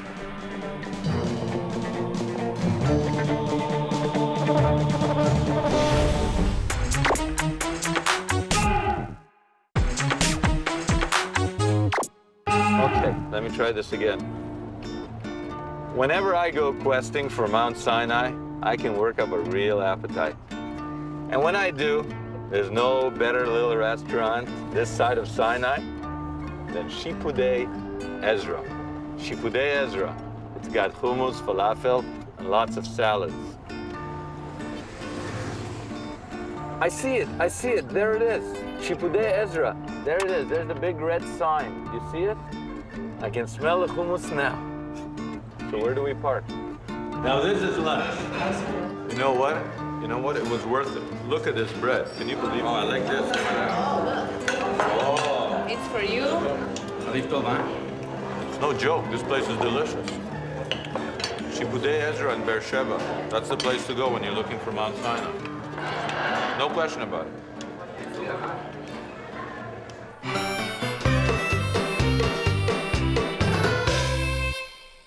Yes, we filled our bellies and with climbing spirits set up camp at the base of the holy mountain, now called Hashem El-Taref. So far it matches all of our Sinai criteria. It has a large plateau at its base. It has many symbols of worship. It's easily accessible and on the ancient route of the Exodus. And it is 2 weeks walking distance from Elim, 11 days from Kadesh Barnea, and within goat grazing distance from Timnah. But there's one more characteristic that this mountain must have in order for us to be convinced that this is the place where Moses received the 10 Commandments from God. The good book states that Mount Sinai had a fresh water spring at the top of the mountain. An extremely rare characteristic that the Bible says sets Sinai apart from other mountains. Is Hashem El-Taref hiding evidence of a water source? There's only one way to find out. We've got to climb to the top. He's a tall, tall man from a tall, tall land. He makes no apologies for his archaeology. From the mountain tops to the ancient rocks, he digs for clues in his dusty boots. From the chosen land. The view is amazing. I want to try the acoustics here and see if they carry. And once on top, Uzi finds more unique holy drawings. Look at this. I love it.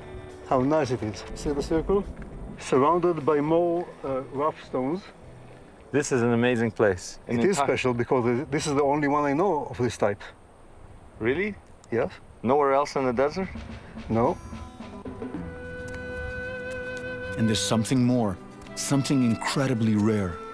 Look at this. You see the white stuff? It appears there was an ancient spring at the top of the mount. This is a Traventine, which means an accumulation of calcium under wet conditions that indicate an ancient spring. Finding it on the mountain top is quite unusual. The remains of a real ancient spring, yeah. This is quite unique here. Travertine, the calcified evidence of a water source at the top of the mountain. Can it be? Can our search for the holy mountain be over? All the evidence points to this mountain as the place where God's words were put to stone. Mount Sinai.